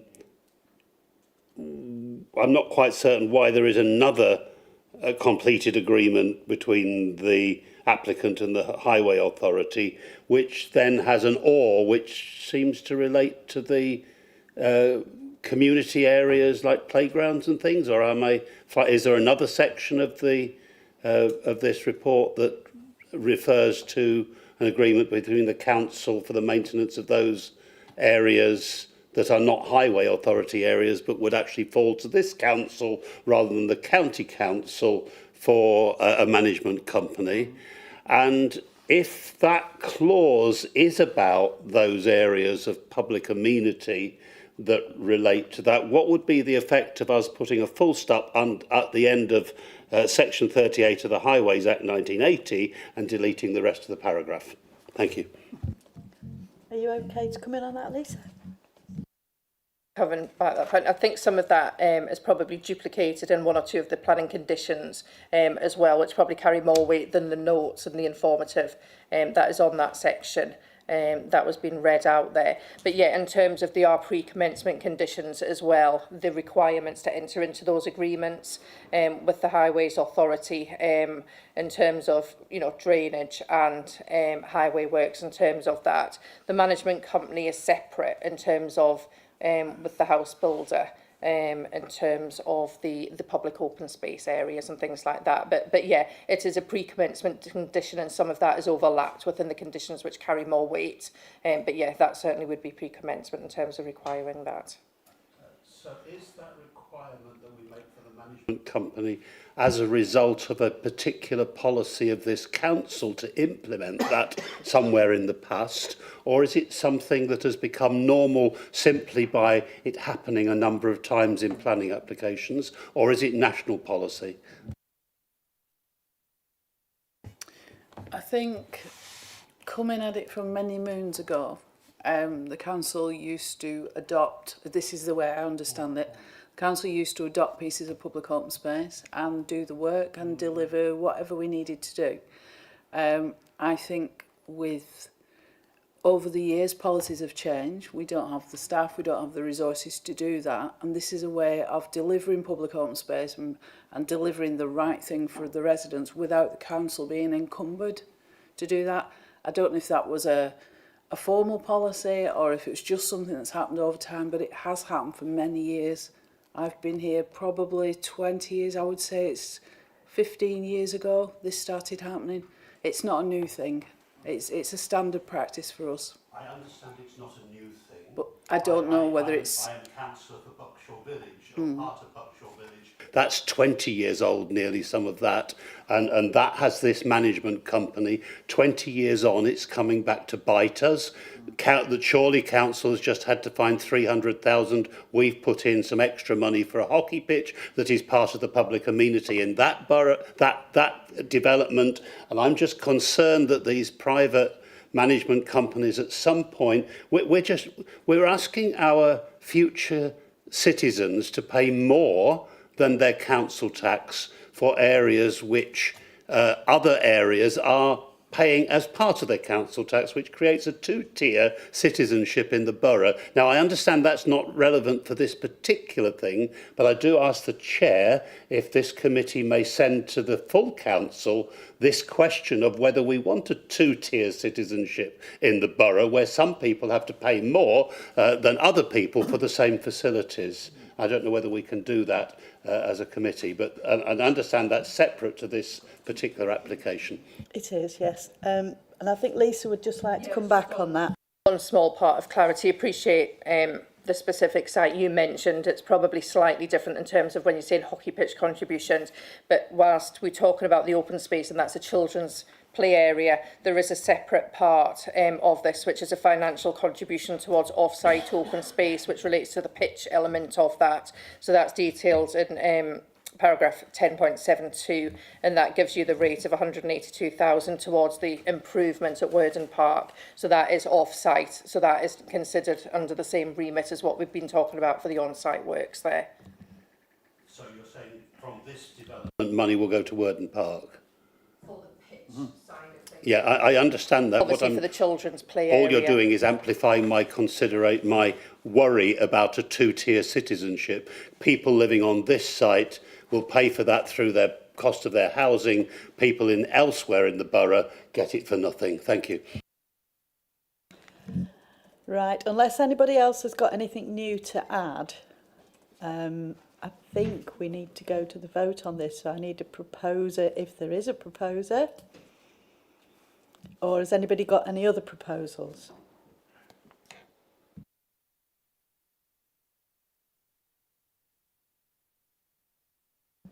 Yeah. I mean, looking at it, this site is coming forward. This site at some point is going to get built on. That's a fact. Now, what we've got to consider is whether that proposal is right for that particular site. Now, I noticed on dates and things like that, it's evident we've got a lot of concerns over this site, but this site is going to get built on anyway. There's issues around flooding, but I think a lot of that can be mitigated. The biggest thing, I think, is this highways thing. If there were two accesses to this site, I don't think we would be having as drawn out a conversation as what we're having now. And also, Councillor Smith, I think I think part of what I alluded to in what I was talking about is the housing mix, and Councillor Smith was more eloquent than I am about saying about bungalows and site mix, and site mix. So, is there any option for us to defer this and see if this can be improved? It's just I don't know whether it is an option or not, or whether another site access can be found, or a redesign, or what, I don't know. I'm just asking that before we go along the line of refusing it and opening a whole Pandora's box of appeals and all the rest of it. This is going to get built on anyway. What I'm trying to do is facilitate that, but in a way that works for everybody. Lizzie would like to come in on that. Thanks, Chair. The site has been assessed with one access from Lancashire County Council, and they've accepted it. They have no technical reason to say that it's not acceptable, so we need to bear that in mind very, very strongly, I think. There is an additional access which is used for emergency access, which is further down the road away from the school, and that will be a single track access. So for emergency vehicles, etc., that can be used. If the access to the site for some reason was blocked. So I just want you to be aware that there is that additional access. That couldn't be used as an access into and out of the site because of where it's positioned between two properties. My personal opinion is that we have not got a technical reason on the access to refuse. So Lisa, unless you know anything different than I do, because you know our site better, I think that's where we are with that. Do you want to come in, Lisa? I was just going to say, obviously, in terms of all of the reports that the Highways Authority have reviewed, when the transport assessment was undertaken, that did look at the rates of the traffic coming in and out of the site, which I'm sure you're aware of. That was assessed at peak time traffic and all through various hours of the day.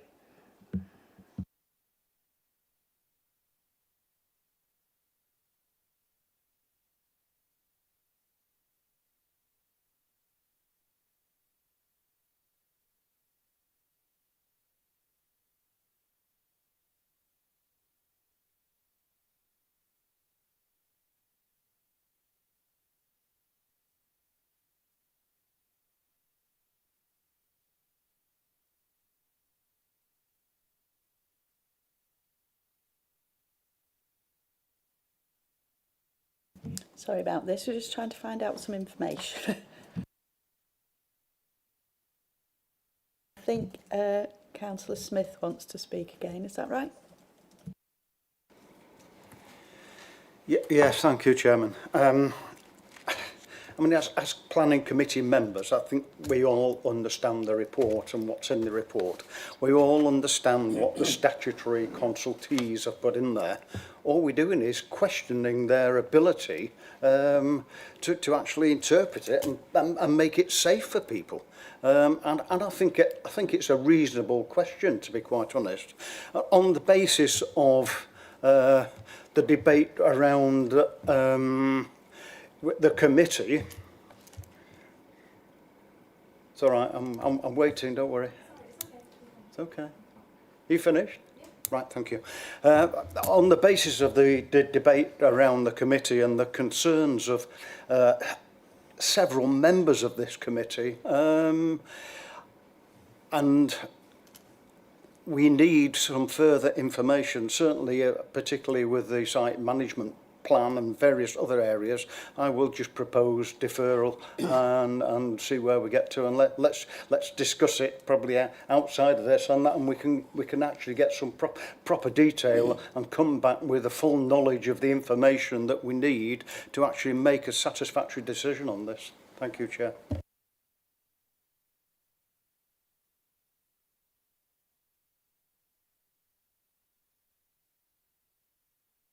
Just so that members are fully aware, should we defer the application, then obviously there is a possibility that the applicant would go for non-determination, but I do think that we could have those conversations quite quickly. And sorry, Lisa. Yeah, at the current time, the application does expire. The determination period is the end of this month. Okay. Do we still have the applicant in the room? Yeah. Would you be accepting to an extension of time? Sorry, I don't know who the applicant is. Is he hiding? Yeah, it's subject to the reason for the deferment. I've not quite heard yet what the reason for deferment would be. Councillor Smith, the reason for deferment is to look at the access in more detail, I presume. My advice is that it's unlikely that there's going to be an alternative. I accept your advice, and I accept what County Council say. It's just that several people on this committee think County Council are wrong. And I think there are various ways that this application can be improved. Not least putting some bungalows in there and making a proper application across all areas. But there's lots of areas that have been mentioned around this committee, and the concerns about the wildlife area that need clarifying, I think. And all you have to do is pick up those, and you'll have a list about that long that we need to look at more closely. We need to clarify that list tonight for members. If you want us to look at extra things, then I think we do need to have that information from you. It's all the information there. We may be looking at an adjournment then when we can sit and work something out.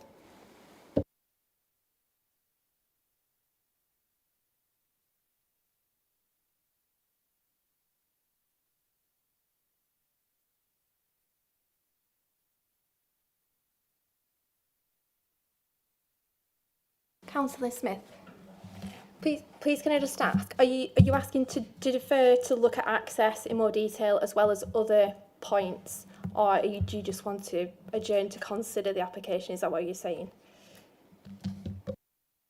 I think that's exactly what I'm saying, yeah. There are lots of points that have been mentioned this evening where members are not happy with. In fact, they're very, very concerned. They're concerned about highway safety, but concerned about lots of other issues as well. And it's not issues that I've mentioned, it's issues that other members have mentioned.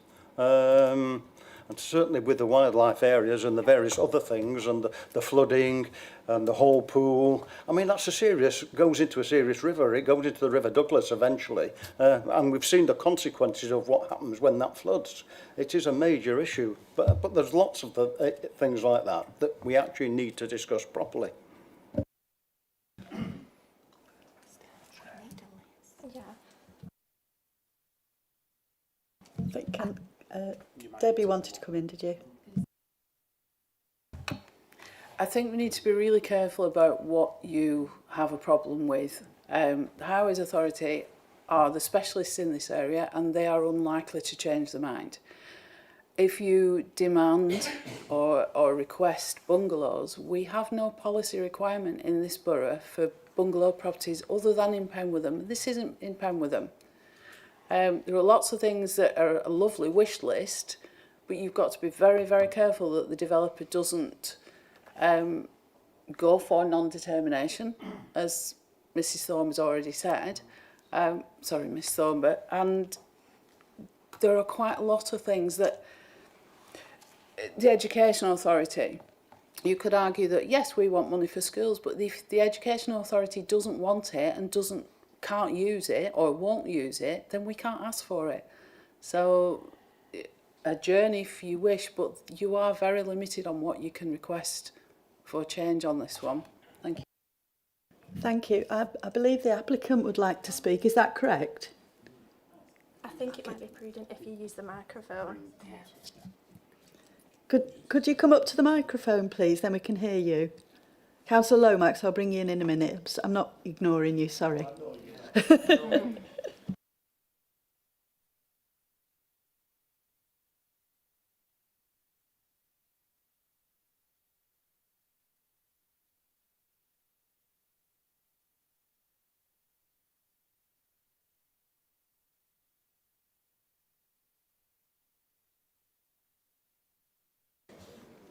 Has that worked? Thank you. Hello, Josh Dobson-Bray, Story Homes. I understand all the queries and concerns that have been raised. It's been a good, healthy debate, so we do appreciate all councillors inputting into this. We'd just like to understand what details we're actually talking about when we're understanding the deferment. I think a lot of the points that have been raised, we actually have the information and further information we could share to alleviate concerns and provide that extra detail that has been discussed today. A lot of the detail is already set out in Lisa's report, but we're more than happy to discuss that in further detail should it be required and iron those details out. So just a clear clarity of what is actually required and what we are discussing would be beneficial, please.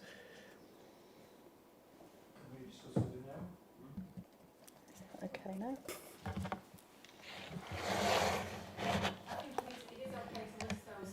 But as Debbie's explained, we have an application before us. We have a lot of reasoning in the report as to why it's acceptable.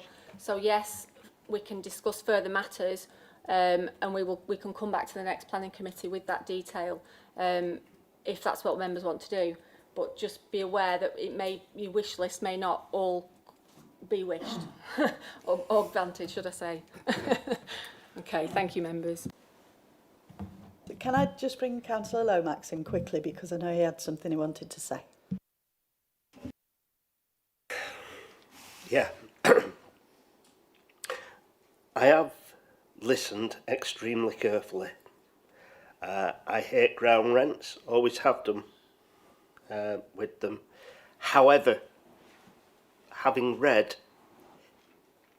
everything, it passes all legal areas, in my humble opinion. And I think we would be putting South Ribble into jeopardy if we did not pass this application. Therefore,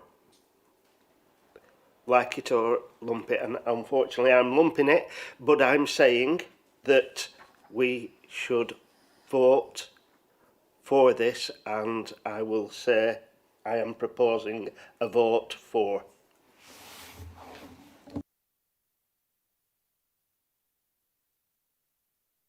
Do we have a seconder? Okay, Councillor Pillinger will second that, yeah? Can I speak? You can, yeah.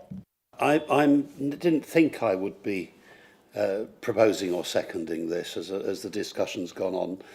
I think this planning committee is in a really difficult position as local councillors, because this does pass the tests that we legally are required to fulfil, and the developer, I can see, has done quite a lot of work on to make this appropriate. The issues I have actually are broader than just this application and must be discussed by council or through the cabinet system. But I do think there are issues that must be discussed because we cannot continue kicking the can down the road in terms of future management committees, which just put the expense that might go into it. Let me just finish there and say I do think there are matters that need discussing, but they're not actually about the legal constraints we are under on this particular planning application. In terms of our discussions this evening, much against my better judgment, I just find myself in a position where I understand the constraints on the committee that the planning law nationally and precedent put us under as a planning committee that mean I think that we have to agree to this proposal that this be delegated to the chair and of the committee in consultation with the planning officers, and I therefore am seconding it with those reservations which are not about this particular planning thing but about broader planning policy of this council. Thank you. Thank you, Councillor Pillinger. So, on that note, can we go to the vote, please? We just need to see if there's a seconder to Oh. defer. We've got a Oh, proposer. have we got a seconder to defer? Who proposed to defer? Was it Councillor Smith? Waiting for it. Right. I'm on now. Okay. My request to defer it was to help the committee out and help the council out in the sense that we didn't have another proposal. We didn't have a proposal for a refusal. We didn't have one for acceptance.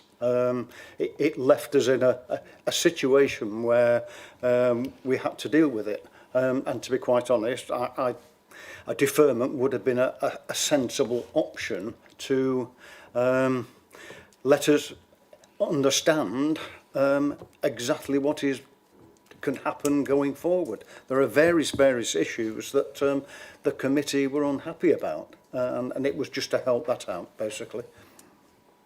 And it hasn't been seconded, so... Councillor Martin. Thank you, Chair. I'm not seconding the deferment because it looks very complicated, and I think it's unfair on the developer as well as us as an administration.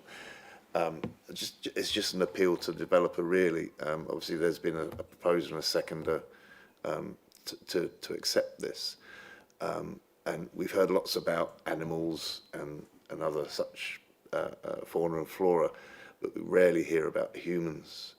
And we are part of this planet, like it or not. It's not us and the planet, it's the planet and us. So as we're moving forward to the vote with this, it's sort of just an appeal to the developer to work with the local community, the schools, and to try and obviously there's a concern about children crossing that road. If some mitigation can be put in on top of that, perhaps help with the school with something to look at that. And I think it's just a general sort of like humanity sort of side of this, rather than sort of a cold facts of legislation policy.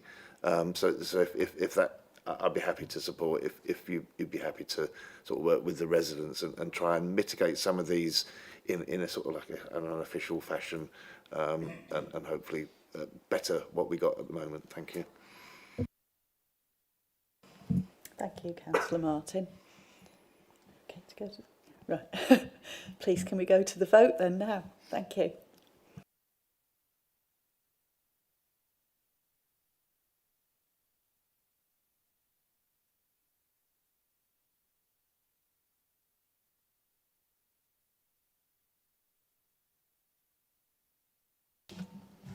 Okay, so members have decided to grant that the grant of planning permission be delegated to the head of planning enforcement in agreement with the chair and vice chair of planning committee, subject to conditions and a section 106 agreement.